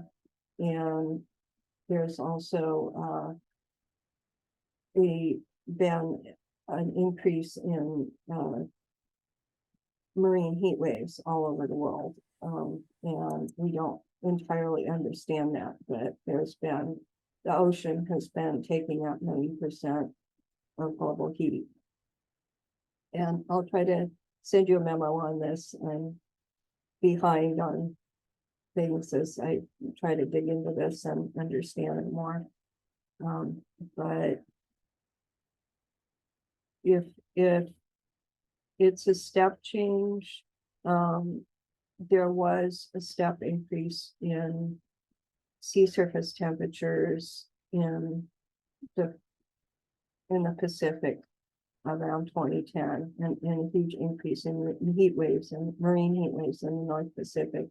And that may be affecting California climate as well.